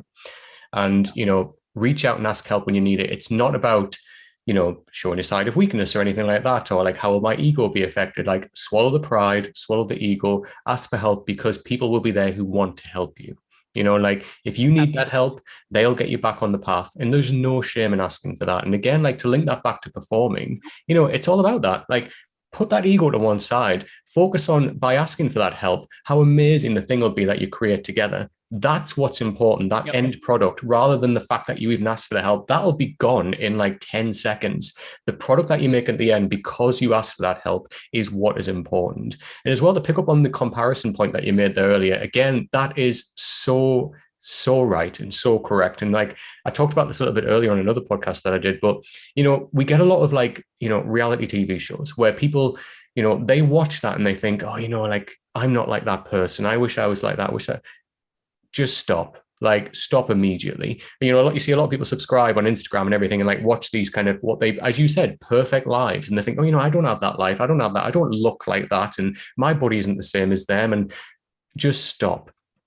By doing that, for me, it's focusing energy on something that doesn't matter. What matters is, you know, the beauty that you have inside of you, the individuality that you have. That is something that nobody else can touch. And if you focus on that and bettering yourself and making you the best version of yourself, that for me is incredible. And that's kind of why I do like this podcast. You know, like I want to get to know, as I said, the best version of you. I want to get to know about you. I want to talk about you.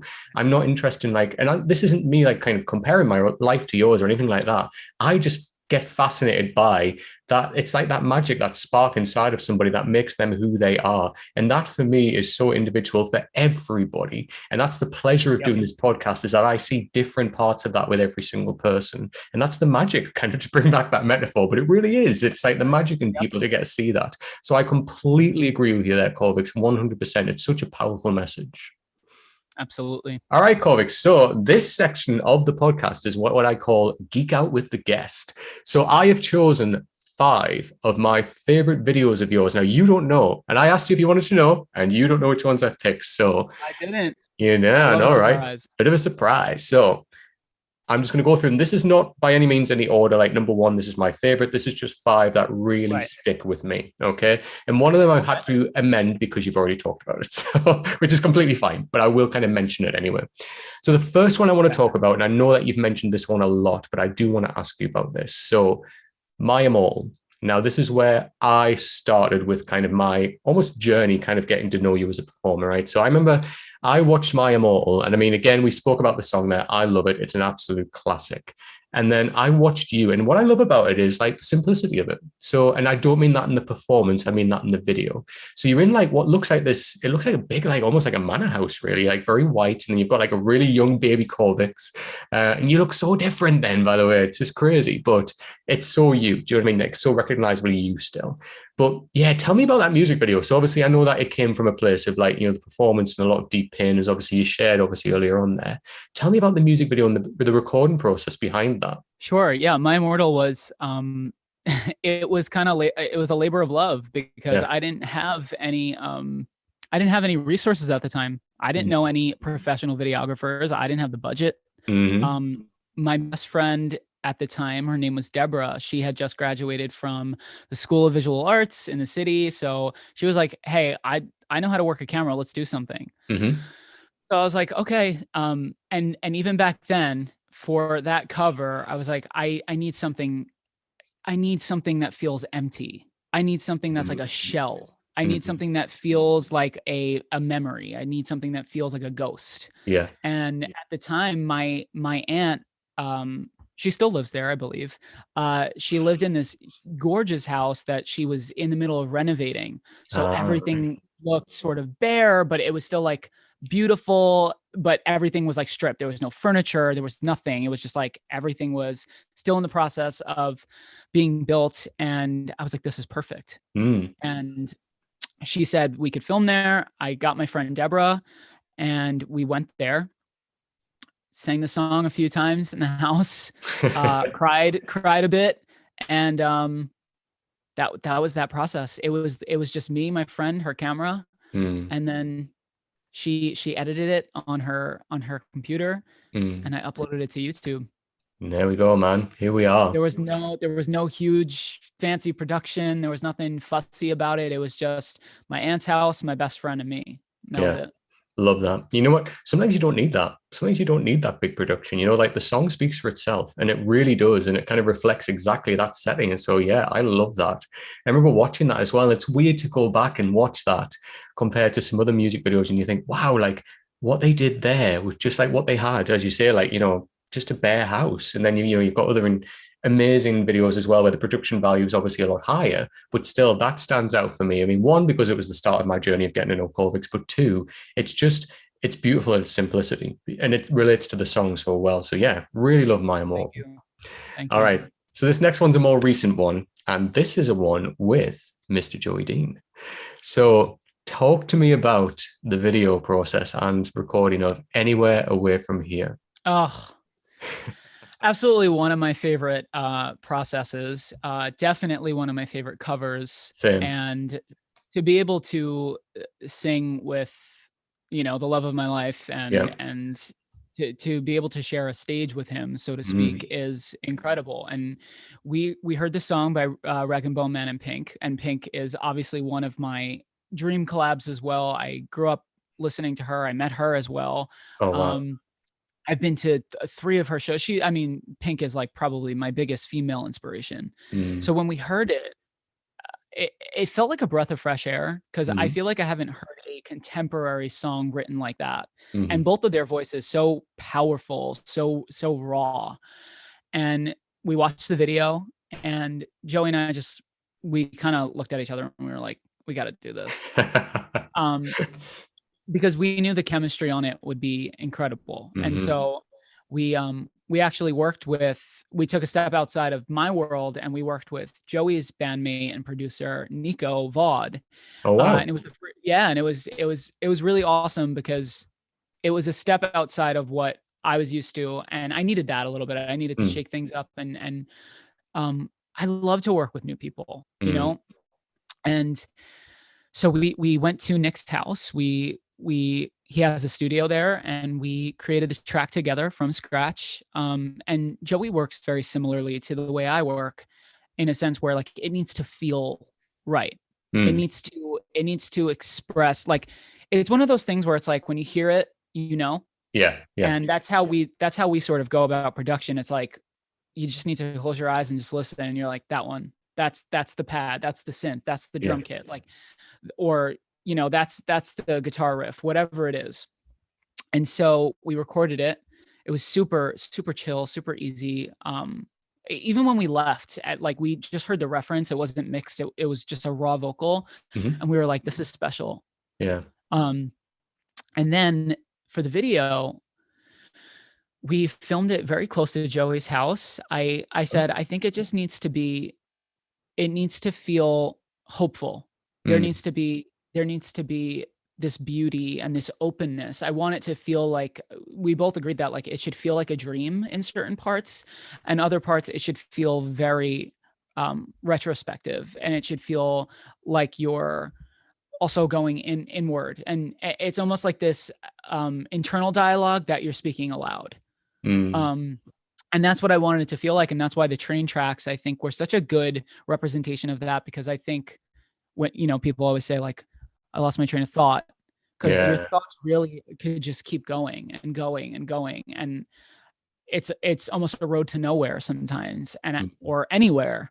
And that's why I felt like the juxtaposition of like this huge open field, which really feels endless, and like there's like limitless potential and possibilities, and then this like road of like, when am I going to stop walking? Like, are these thoughts going to keep running rampant? And that video that day was beautiful. The weather it was just like one of those things where like the stars aligned, you know. And it was real, and it was really one of the easiest videos that we shot too. Yeah, it's stunning. Like, it's beautiful. The color palette is incredible on that video. So light, so beautiful. And as you say, like the weather is just perfect. Was it all shot in just one day? It was shot in one day. Yep. Yeah, A few hours. A few hours. Yeah, Wow. Yeah, I would say four 4 hours maybe in total. We Wow. went to the train tracks and then we drove like, I would say 10 minutes, and we found this beautiful open field right down the block from Joey's house. Actually, he lives in the Hudson Valley in New York, and it's pretty gorgeous up here. So it's not beautiful, like scenic things are not scarce. Yeah. Pretty Oh easy to man, find. incredible. I love that video, and like the use of like slow mo, and then when you see like one of you standing there and then disappear, and just like the shot of like the feet together, and just it's just magic. It works so well. And I always think of like that last image as well, when you're both looking at the sun and the camera's behind you, just that it's perfection. Honestly, it's just a knockout performance. So I love that video. Thank you. Yeah, we're really proud of it. You should be. You should damn well be. So this next video, I remember watching this and being like, oh my God, this is like an artistic installation. And it like blew my mind for like how you were able to shoot this. It just looks amazing. Plus, obviously, your performance in it is phenomenal. So this is the cover of Seal's Kiss from a Rose. Oh, Kiss from a Rose was recorded during the pandemic. Wow. We had to figure out how to, because I couldn't go to my studio. And I didn't have a setup at home. I didn't have an interface. I had a mic. I had the equipment, but I didn't have like a booth. I didn't have anything. So my producer said, I figured out how we can do remote sessions. So let's do a production session. I said, okay. And I remember at the time, In This Moment's new album actually came out. It was called Mother. And I was just so inspired because I already feel like our aesthetic and our productions are kind of similar, only they're more in a metal lens than I am. I'm obviously more in like a pop rock sort of lens. But our productions sit in a similar place where it's sort of this cinematic, huge production. And I was like, I want to start going full throttle with this. And I said, what can I do? What's a song that I've always wanted? And I have a list of songs that I've always wanted to cover. And I go through them and I knock them off. I tried to. And Kiss from a Rose has always been on there. Kiss from a Rose by Seal was always one of my favorite songs growing up, especially. I was a huge Batman fan. I was a huge fan of the Batman movies. And I remember that song was enormous. I mean, that song was one of the biggest songs of the 90s. Yeah. And so I said, we're going to do it. So we created the production. It was everything I wanted it to be because it was just different enough, but still, to me, felt like me. Yeah. But still paid, homage to the original. Yeah. So we recorded it. I recorded it in my little rinky dink. Like I had two like closet doors open. I had to put a blanket over it so it would stifle the sound. And like, that's how we recorded the vocals from home. I was home and my producer was at his house. And then for the video, obviously everything was still shut down. Yep. I figured out how to turn my living room into a black abyss. I set up a black backdrop. I hung roses from the ceiling, and that was all done in my living room.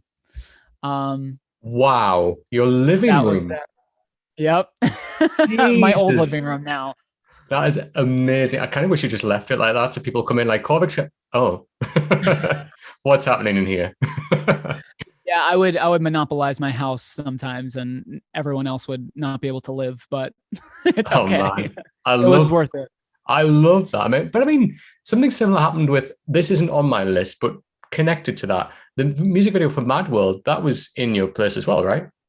I was in my bedroom. Yeah, there you go. See, yeah, you know what? I love that. Why the heck not? If you can get the aesthetic that you want for a music video in the comfort of your own home, do it. It works so well. Absolutely. Love that. Man, that's incredible. Okay, so the next one is a much more contemporary one. Now, this one, I get a lot of people on YouTube kind of saying to me, Adam, will you react to this? And I'm like, I can't because I've already seen it.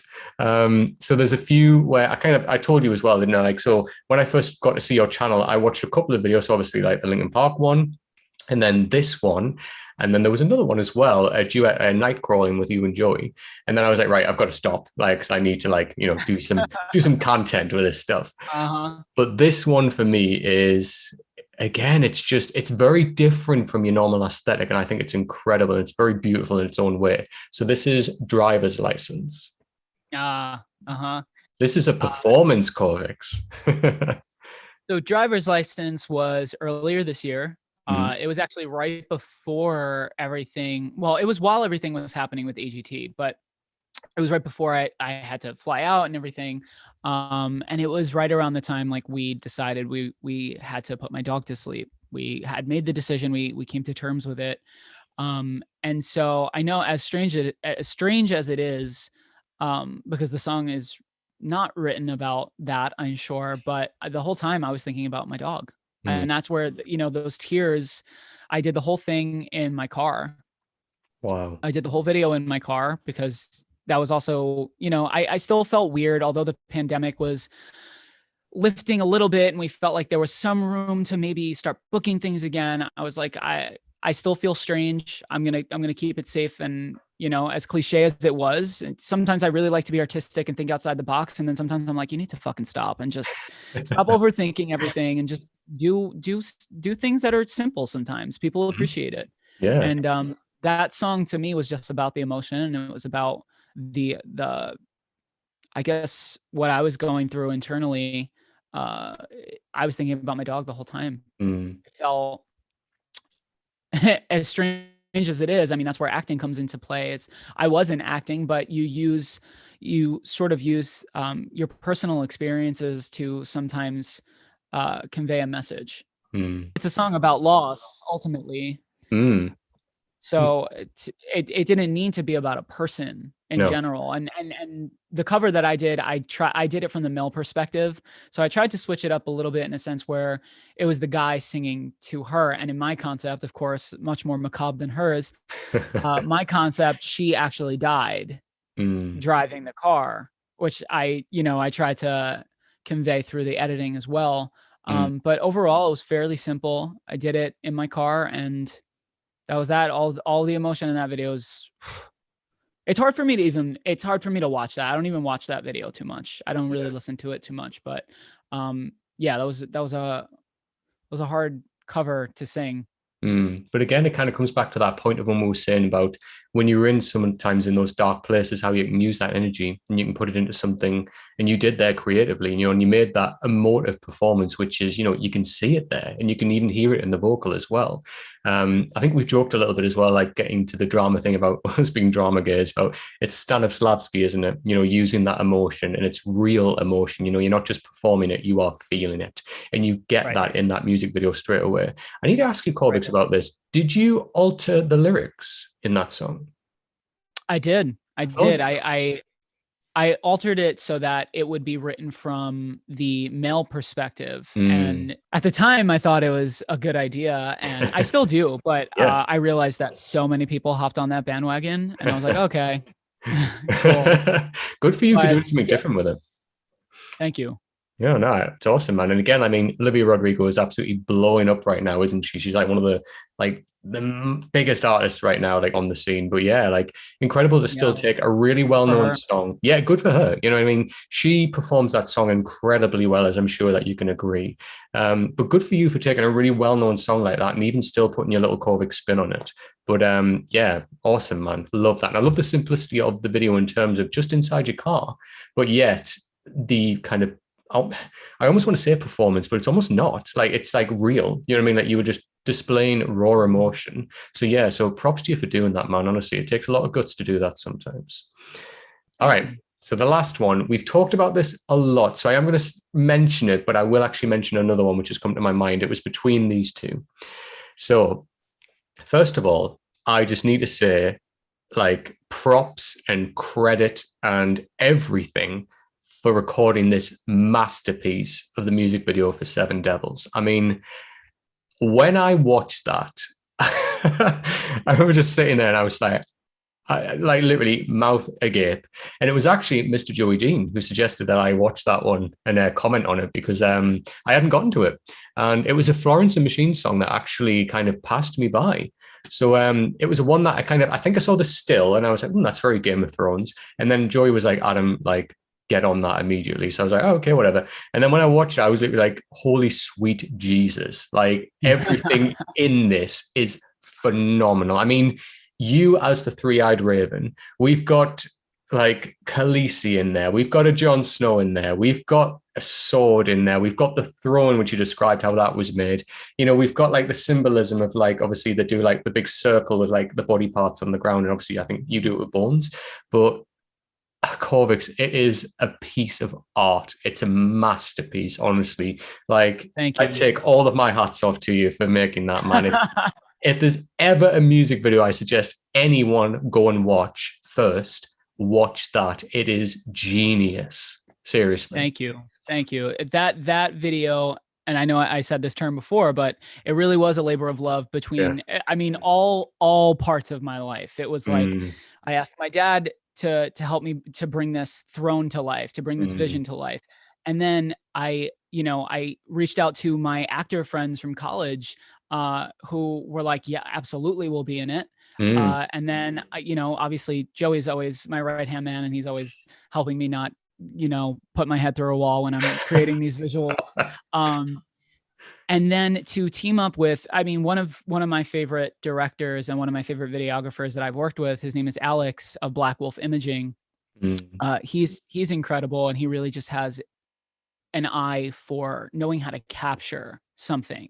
And so I know I never need to worry when I work with Alex. And when we create things together, I mean, to be honest, I'm going to let you guys in on a little thing. I had a meeting with him this week because we are teaming up again for something very special. And we were just talking about Seven Devils, and we were talking about Planet Nine, which is one of my originals, another video that we had done together, which I don't know if you've seen, Adam, but not yet. That was another video we've done together, and we both agreed, we were like, every time we work together, it's our best work. Right. And so I'm super excited to collab with him again. But the Seven Devils was our first collaboration ever. And it was like I said, everything. Florence and the Machine, one of my favorite artists. Seven Devils, one of my favorite songs from her. And then one of my favorite shows of all time. And being able to do what I love on top of it, to sing and perform and act and build props. And it was everything. It was everything.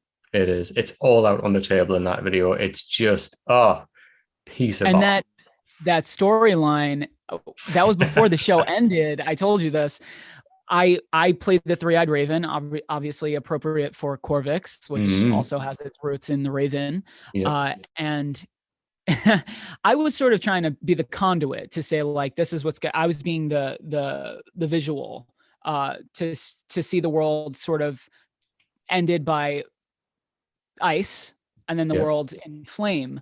And it was supposed to be like these two worlds colliding, and me speaking to Daenerys and then me speaking to Jon Snow, and sort of showing them, like, this is the future. If, this is what is to happen. And then the show ends, and I don't want to do any spoilers, but we know how the show ends. And it was almost like a premonitory. I was like, holy shit.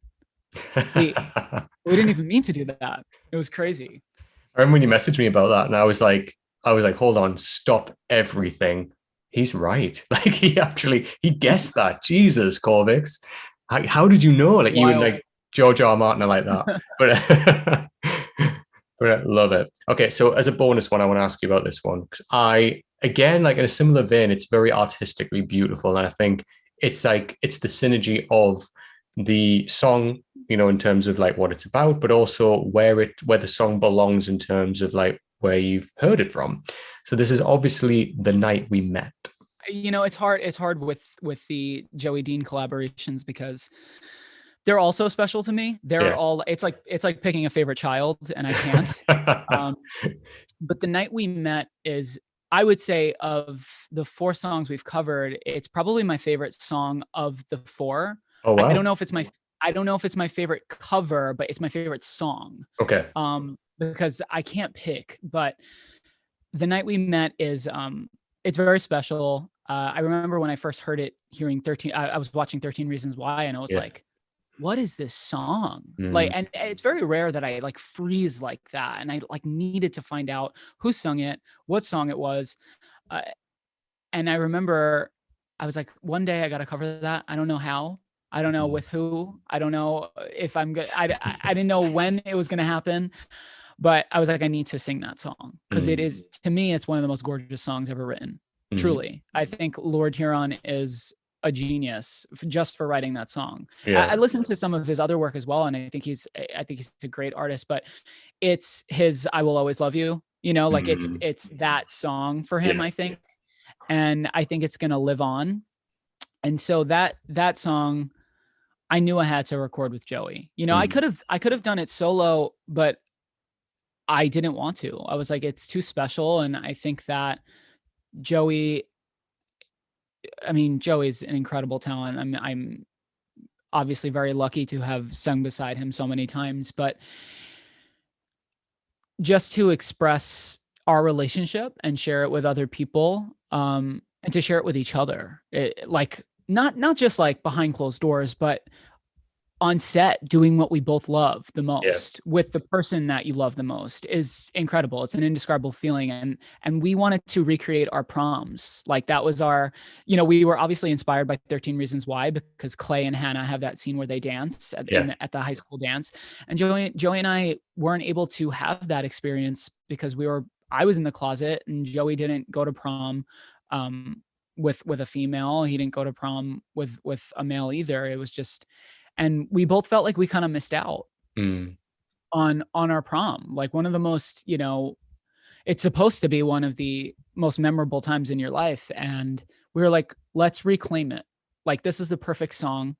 Let's do it. And so we dressed the set as if it was our prom and what we would have done if we had met then. Yeah. And we sort of like, that was our reclamation to prom. And I thought it was such a cute idea. And it was one of my favorite things to shoot. The song is gorgeous. It was just another moment where I was like, this is why I do what I do. Yeah. You know? 100%. Like, you're right. Like, it's incredible. Like, I absolutely love that. The fact that you got to recreate that moment that you kind of, you know, felt like you didn't really you weren't able to have. I mean, prom, you know, it does have very much a straight narrative, doesn't it? Like, the guy asked the girl, and like you get that like all the time in popular media. I mean, it's very much changing now, I will say, with like contemporary times, which is amazing to see. And, you know, fantastic for people like, you know, younger LGBTQIA people who are able to do that. That's incredible. But I just think, it's incredible that you took that moment of like time and you just thought, you know what? Didn't get to have it that time. We're going to bloody well have it this time. We're going to do it the way that we want to do it. And again, like, it's beautiful, like the color palette in that. And even just like, you know, the way that you fade in and fade out in moments, it's just stunning. It's really well thought. And even just the moments of like you two together and just like, just the energy of you two together in that video is incredible. So it's fantastic. Thank you. We get to, what's even cooler about, because a lot of people remember their proms and obviously have pictures and videos and stuff, but we got to create something that we're proud of. We got to create something, we basically encapsulated a piece of time and we put it out there, and it's eternal now. I think that's why music is so powerful. It's going to live on forever. Yeah. And that video was made with one of my best friends. Her name is Gab Lutfi, and she's one of the first videographers I've ever worked with. That's how we became friends. And she's worked on, there wouldn't be a Corvyx if Gab wasn't a part of it. So nice. She actually filmed the Waiting for Superman video. She filmed a lot of my videos, but that was the first video we ever worked on together. And Chris Daughtry freaking retweeted it. So we were like, all right, this is a duo that works. So we asked Gab to get in on it. And she was like, I'm absolutely down. And she edited that video. She shot it. It was really amazing. Wow. So, what a talent. What a talent, man. Yeah, she's incredible. So Corvyx. So let's talk about the future. So going forward now. So obviously, everybody, if you haven't already, go and check out Corvyx's YouTube channel for everything he's got going on at the moment. But however, going forward, Corvyx, I want to ask about the future. So like, obviously, you know, you said you've got a couple of originals on the channel as well, which is amazing. And I can't wait to check them out properly. Can you hint towards what's coming up next for Corvyx? Do we have some more originals? Is there any kind of talk of an album? Like, what does the future look like for Corvyx that you can tell us? So the meeting that I recently had with Black Wolf was for an original that was actually released in 2019. And it wasn't the original that I pushed the most because I felt like Planet 9 had more universal relevance, right? And funny, I'm not even trying to be punny, but I felt like it was more relatable. The second single that year was called At the Stake. right? And it was sort of this song about a witch sort of being dragged out and burned at the stake, and it's really, it's a fucking banger. It's really like, it's perfect for Halloween. It's if you're into, you know, my productions and you're into that sort of thing, you're going to love it. And what I decided to do was I took it down off streaming platforms, which I had a lot of messages about, which is also what kind of inspired me to re-release it. Yeah. Because I didn't realize how many people loved it. Mm. And I was like, you know what? I'm going to do this properly, and I'm going to release it with a visual like I always do. And I need to give it the proper time and attention. And so this year is the year that I'm going to be doing that. Nice. Scheduled for mid-October release, possibly early October. And I will be teaming up with Black Wolf Imaging, who worked on the Seven Devils video and the Planet 9 video. So, you know, it's going to be epic. And that is what I have on the horizon for originals right now. I'm absolutely going to be hibernating a little bit to write, but I do have covers lined up as well. Some of my favorite covers that I've done, which I know I've spoken about kind of on Twitter, I think briefly. I kind of took a break from like thinking about what's popular, which I didn't really always do, but like there is a game that you have to play a little bit with YouTube, right? You have to sometimes think about, okay, what's a major song that's blowing up right now? What can I do something with that? If I can't do something with it, then I'm not going to do it. If it doesn't speak to me, then I'm not going to do it. But if it is something I can do, like for example, driver's license, I'll put my spin on it. But this year I really said kind of fuck that. And I'm going to go back to how I started off YouTube with singing what I want to sing. Yeah. And I'm revisiting Evanescence. There's a new Nice. Evanescence cover coming. And I'm actually almost finished editing the new Florence and the Machine cover, Heavy in Your Arms. Nice. So that video is almost done, and that will be coming out this upcoming Thursday. Oh, wow. So yeah. And then I have two other covers. One artist I've never covered before, Celine Dion. I have a Celine Dion. Yeah, I have a Celine Dion cover coming out, and I also have another Tears for Fears cover coming as well. So I've been busy. I know I've been a little quiet on social media, but I've been busy. So I have those covers lined up so that I can work on original material as well. Of course. Oh my God, Corvyx, you've blown my mind now with a Celine Dion. I'm like, which song could it be? Got a few ideas in my mind, actually. So if it's the song I think it is, I will probably pass out. But oh my God, that's amazing. I need to ask about one cover in particular. And I asked you about this a while ago, and you said it's on the list. Miss Avril Lavigne? Oh. Okay. I'm nervous. I'm nervous to cover Avril. And see, I do this thing where I'm like, I'm hesitant, and then I'll absolutely dive into it. If I cover Avril, I'm absolutely doing I'm with you. Yeah. And I'm going to cover Avril. I just haven't started production on it yet. But it's coming. That's what I want to hear. Coming. Oh man, you know what? I've still got tickets to see her, like for the first time ever. But obviously with the pandemic, it was put back and then put back again. So yeah, it's still kind of pending right now with the date. So I don't know when she's gonna come back over to the UK and perform, man. But yeah, when she performs that, she's a fucking vampire. She doesn't age. She's still 17. I'm like, what is happening? What elixir of life are you drinking? I know, and give me 12 portions of that, please. Yeah. Oh man, Avril is like, she's one of my favorites, and I'm With You is one of my absolute favorite songs. So yeah, to hear your take on that as well is going to blow my mind. So I can't wait to hear that. All right, Corvyx. So just to wrap up here, just obviously this is you just to have your final say. So, I mean, do you have any type of like, you know, final words or advice that you'd like to share with us? Maybe for like anyone who has aspirations to perform, you know, likes to go out there and maybe just give performing a try, or any kind of, you know, advice or any just final words that you want to leave us with? To anyone who wants to pursue performing, and I should say needs to, that is a part of my advice. If it's something that you cannot picture your life without, you need to do it.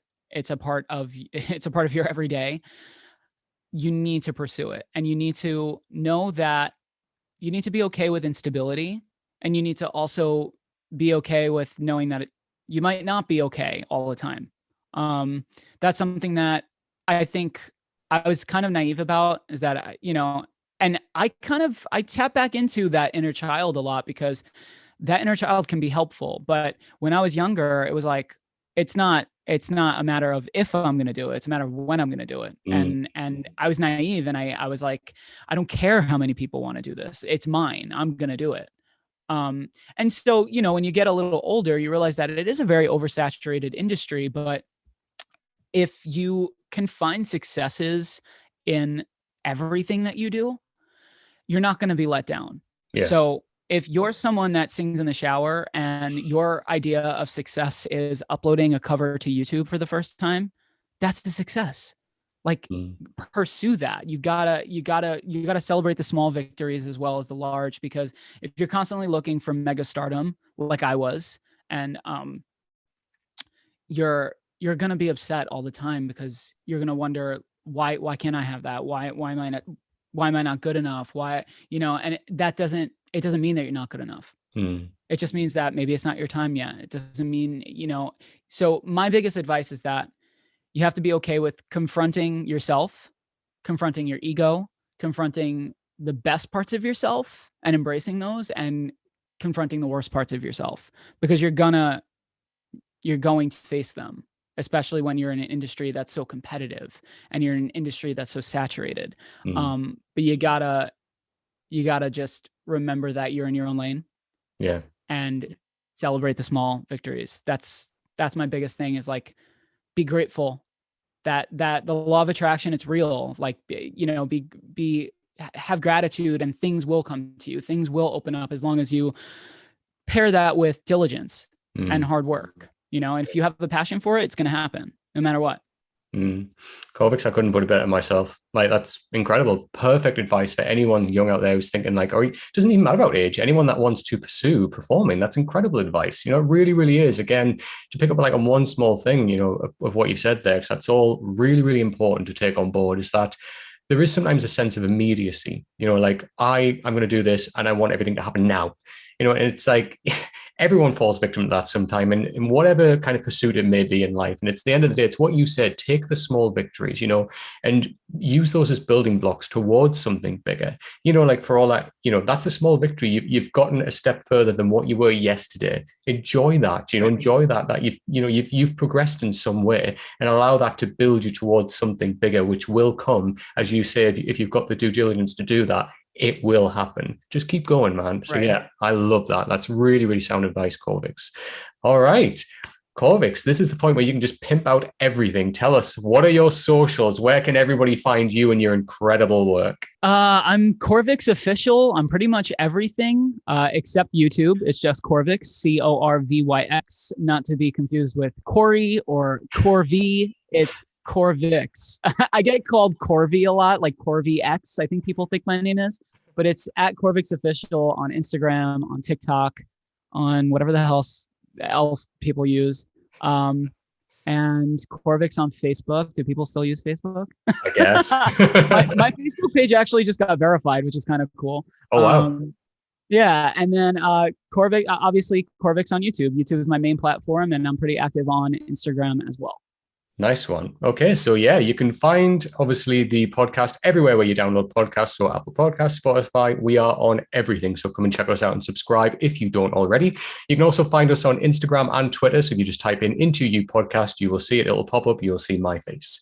You can also follow me personally. So I am at Straughan87. You can follow me on Twitter and on Instagram. So again, if you type that in, you will see me. And please give me a follow if you don't already. So Corvyx, again, I want to say thank you so much for taking the time out of your schedule to come and just chat to me and really just, get amongst it. I really, really enjoyed this one. Thank you so much, man. Thank you. Thank you for having me. It's been a pleasure. All right. And until next time, guys, take care.